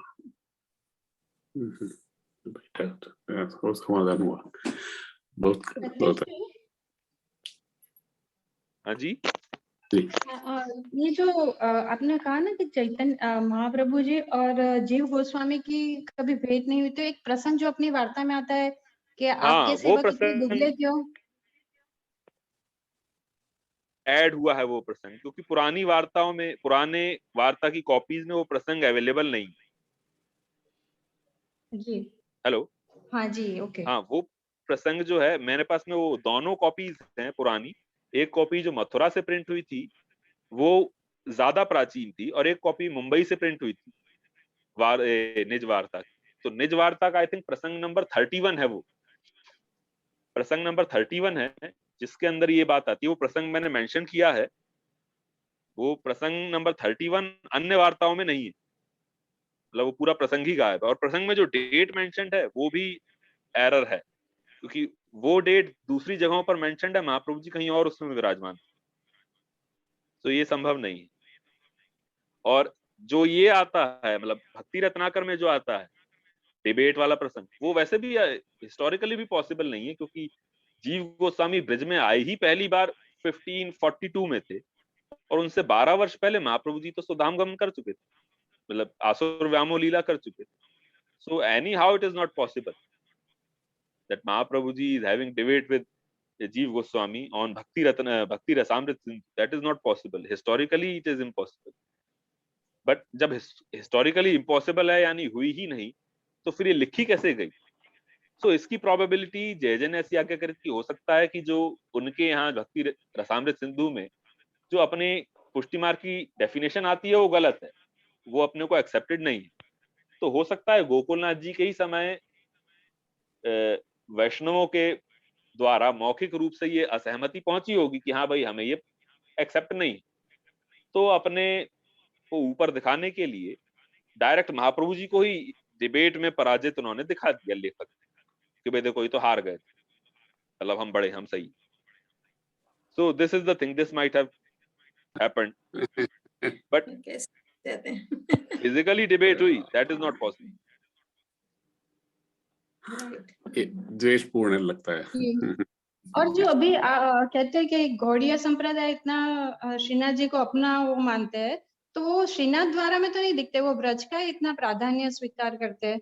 ब्रज में उनका बहुत रहता है कि इस्कॉन टेम्पल भी है, लेकिन श्रीनाथ द्वारा में जहाँ अभी श्रीनाथ जी विराज रहे, तो वहां तो